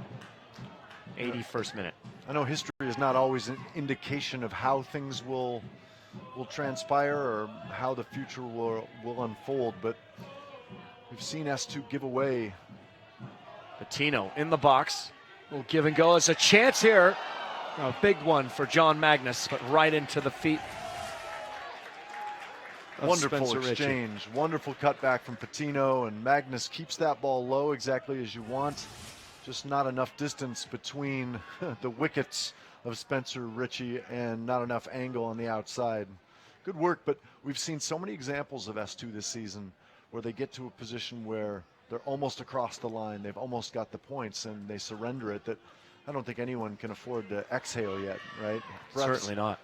Breaths are still held. Certainly not. Sounders 2, of course, 2-goal lead last week at Orange County. Already explained what happened there. Now 2-goal lead here at Starfire Sports Stadium. Whitecaps have scored 1 and Now a battle in the mind, I bet, perhaps, as well as against Vancouver. Craven clears it off of Levi, throwing for S2. You just have the feeling if they can get through this game, a challenging game it's been for them, an exciting game, that this could be the momentum the team needs to build on. Well, you mentioned it earlier, Colorado Springs, their 1 win on the season, level with Vancouver Whitecaps 2 for first place in the Western Conference. They're capable of, competing with the team at the top of the table, teams at the top of the table. And, if that's not an indication of the quality that is in this group, I don't know what else is. Nuhutolo making the big run. Patino can't find him. Vancouver coming the other way. Ball over the top still for Chung. He finds the header, but Bustos wasn't making the run. Tyler Miller, one huge save earlier. Spencer Ritchie, 2 big ones. One we just saw with John Magnus, then just before that, a little while before that, I should say, on Andy Craven. You just saw an example in Nuhutolo and Carlos Patino of something that can't happen when you're 1 goal up inside the final 10 minutes. Tolo makes the overlap, and I tell you what, Patino, if your left back makes the overlap and he's bombing up the line, you cannot be dispossessed. That's a fundamental rule. Both of you are out of the game. Good recovery work from Mark Ojong to plug that gap, but that's one of those where maybe a not so subtle reminder from a teammate forces that pass out of bounds. If you're going to lose it, you're going to give them a throw in. And perhaps a few of the S2 defenders will breathe a sigh of relief as Marco Bustos has just been subbed off. Jordan Haynes has entered the game, 20-year-old. Has a goal this season, got it against Timbers too. There's Giuliano Frano, he's moved out onto the right, at least for the moment. But you're absolutely right, Wade. Those are perhaps some of the details that Ezra Hendrickson wants those guys to learn. Can't be dispossessed when both players are going forward. Defensively. As a child, I was taught, I remember France 1982, one of the greatest teams never to win a World Cup. And they were 2 goals up in overtime against the Germans, West Germany. And they just didn't know how to defend, and they wound up losing in penalties. Had that been Italy with a 2-goal lead in 1982, game over. And we see Giuliano Frano with a tackle there. Harsh one in the 85th minute. So we see the replay. Carlos Patino, good work. Just shifts that ball to his right foot, and Frano knows what he's doing. He chops him down. It is cynical, but it's no more than a booking in all honesty. And Patino does well to draw that contact. And I should mention just before, Nuhutolo was booked as well for a delay of throw-in. And then, as Coach Hendrickson is making this substitution, Carlos Patino, the veteran that he is, intentionally does not look at the substitution board when he knows full well that his number is on it. So somebody has to shout at him 2 or 3 times, and he makes the long, slow journey to the other side of the field. All about manipulation, game manipulation. Kei Tamazawa, a U16 Academy product, comes in for Patino on the left. And Kei's 3 games has appeared in the last 3 road games for Sounders too.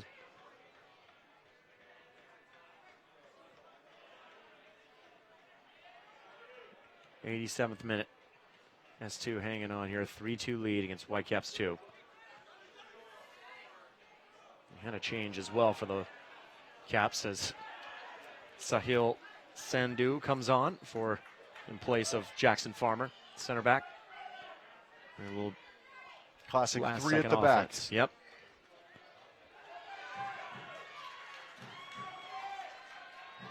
Here is Tomazawa. Mansoray tackled away by Chung.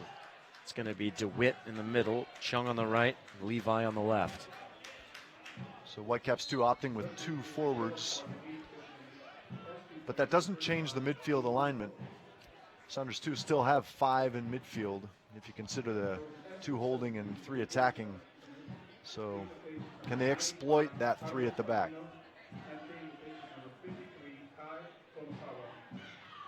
Tolo working hard. He may have just won a corner for S2. And he has. By my notes, that is the first corner of the second half for Sounders 2. I could be wrong, but only one that I've got. It is at this stage of the game that perhaps now, I mean, we're inside 3 minutes plus stoppage. There'll be some stoppage. 3 goals in the second half. That maybe you don't cast balls in when you don't have to. And that's going to be an easy one for Richie. He'll get it out quickly, as we've seen before. Cut out, though, by Ojong. Marco Jean. Good ball sweeping across. Frano is there. Magnus gets it to Mansoret. On the outside, Tomazawa. Using a little fancy footwork from Kei Tomazawa. Still going. Vancouver win it. McKendry. Here come the Whitecaps.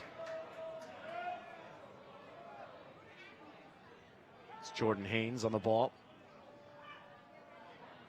On the left-hand side.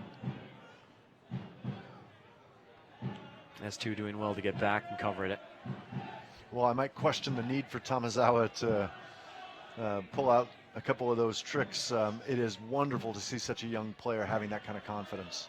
Throw into the box, headed away by Kapawa.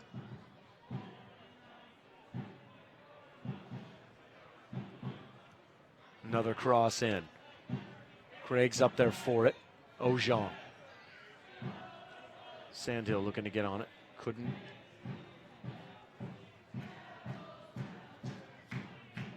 Ball again through. This time it's to Haber.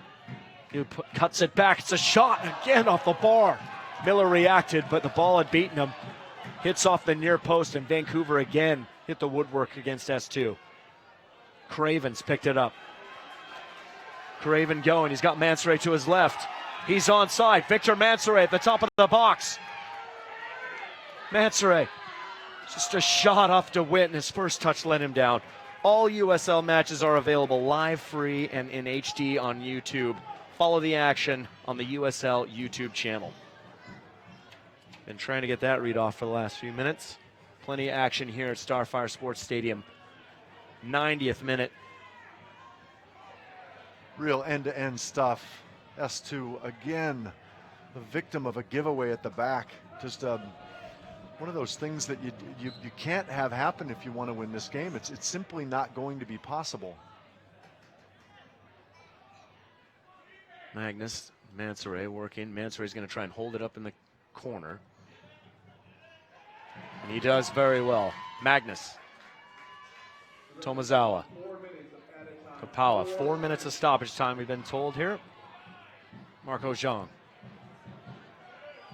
Tracked by Haber. Still going, just giving it away. Now Ojong's gone down. Referee takes a look, but isn't buying it. And now he's blown his whistle. Well, it's gone from one end to hitting the post. On the other end of Mansoret, his first touch maybe let him down just a little bit, allowing the defender in, but huge chance for Sounders 2 there. I know Whitecaps 2 will point to the fact they've hit the crossbar and the post in this half, but if you think of Craven and Mathers double save by Richie, Magnus in a shot from effectively inside the 6, Mansoret in a couple times, Sounders 2 have had the equal, probably the better of the chances in this half, and they've converted 2 goals. They're not there yet, though. 4 minutes of stoppage time. One of those has elapsed, and it may even be added now as we've had an injury in the injury time. Ojong will go off, and it looks like he is being tended to, so S2 will be at 10 for the moment. Of course, those of us that were here several months ago against Oklahoma City Energy when they scored in the 94th minute. Here's Craven, though, away. Just 2 at the back for Vancouver. Mansoret in the middle. Now 3. Craven is caught a bit, but referee says no. Vancouver coming the other direction. Looking for the equalizer. Jordan Haynes on the ball. Knocked off well S2 still defending as a shot, but nowhere near the goal. That was by Sahil Sandhu. Goal kick, Sounders 2. And the Craven, as he begins to cut in, certainly got his leg clipped. I think at that point maybe the referee seeking not to call what I know Sounder 2 fans would think was a foul. Not egregious perhaps, but the clock continues to tick. That's Brett Levi going forward, left back. Catches Craven there. Miller goes along with it. Haynes. Knocked out by Devin Fisher, throwing here for Whitecaps 2. Stoppage time winding down here at Starfire Sports Stadium. Ball knocked around, it's a foul there. Free kick for S2. Good work from Fisher to draw that foul. Gets to the ball first, feels the contact in his back, and does he make the most of it? I'm not sure, but it definitely follows through. That's absolutely a foul. Last few minutes here at Starfire Sports Stadium. Sounders 2 looking to get their second win of the season. A win that would certainly boost their prospects for making the playoffs. Only 18 games to go. Tolo looking for Tomazawa. Tackled away though by Chung. Magnus, good control from him. Ojong goes long for Craven. Does well to keep it in. Now taking on Levi, who's still just as quick as ever. And I'll be throwing for Vancouver. I think he may have called a foul. It's not the worst thing for Craven to foul there. Breaks up play, allows the team to get back. Play from the young veteran. Mansoret. Knocked off the ball though by Seymour. His pass goes out of bounds and S2 will take their time on the throw-in. Can't be more than a minute left. Sounders 2, if they get the win here, they go to 10 points. Puts them even with San Antonio at the moment. Teams that are right next to them, Tulsa, they are at St. Louis. Arizona United will be hosting Orange County. Just about there. The Sands have nearly run out of the hourglass. So close. Cleared away over the top. Chung's got it. But you never know. Ball over the top here. Nelson. Knocked down. There's a shot from McKendry. It's going to go over the crossbar. Goal kick S2. There can't be much more time now. I think that'll probably do it. You know, there is a sense of relief when the final whistle comes, so I'm not feeling quite as relieved as I possibly could be, but you know, it's been a good performance regardless of the final outcome. It's been a good performance, good concentration for 90 minutes, and there you go. And that will do it. The team at the top, Vancouver Whitecaps 2, their second straight loss in a row. But the big story here tonight, Seattle Sounders 2, their second win on the season. And they did it in dramatic fashion with an early penalty from Andy Craven, I should say a late penalty in the first half, followed by a penalty from Kyle Gregg. Then right at the start of the second half, goals from Victor Mansoret, an incredible strike from Lorenzo Ramos. Sounders lead it 3-1, but just like that, former Sounder 2, Giuliano Frano comes in, gets a second for Whitecaps 2, but Sounders 2 hang on for the win here tonight. They're second on the season. They are now 2-7-1, but it's something to build on, Wade. And as we talked about, this is huge for them. It is. You know, I'm so happy for Lorenzo Ramos, scores the game winner. And it's one of those things where sometimes you don't know what you have until you give it a chance. You know, I don't know if this means Ramos or Magnus, who I thought played very well. Also, a couple academy kids are going to get more opportunities to start. But what I did like was Mansoret and Craven. The two of them worked from start to finish, 90-minute efforts, quality performances that resulted in goals. They're young men, but they were leaders. They played the way they need to play. Take this show on the road. and string a couple results together. And this team certainly, all that matters is making the playoffs. If they can get in, anything can happen. And for goodness sake, it's June. It's June. I know it's just win number 2, but it's a good win, and they've beaten a couple very good teams, which, yes, means they're a very good team.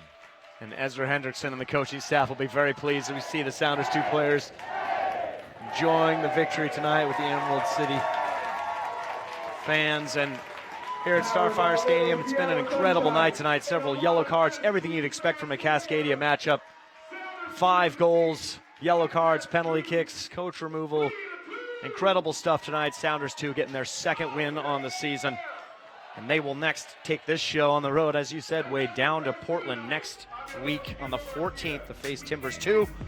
And Vancouver Whitecaps 2 will head back up and play this Sunday against Swope Park Rangers. For Bootstrappers Productions, for Wade Weber, I'm Aaron Heinsohn. Final score here at Starfire Sports Stadium, Seattle Sounders 2-3, Vancouver Whitecaps 2-2. Good night, everyone.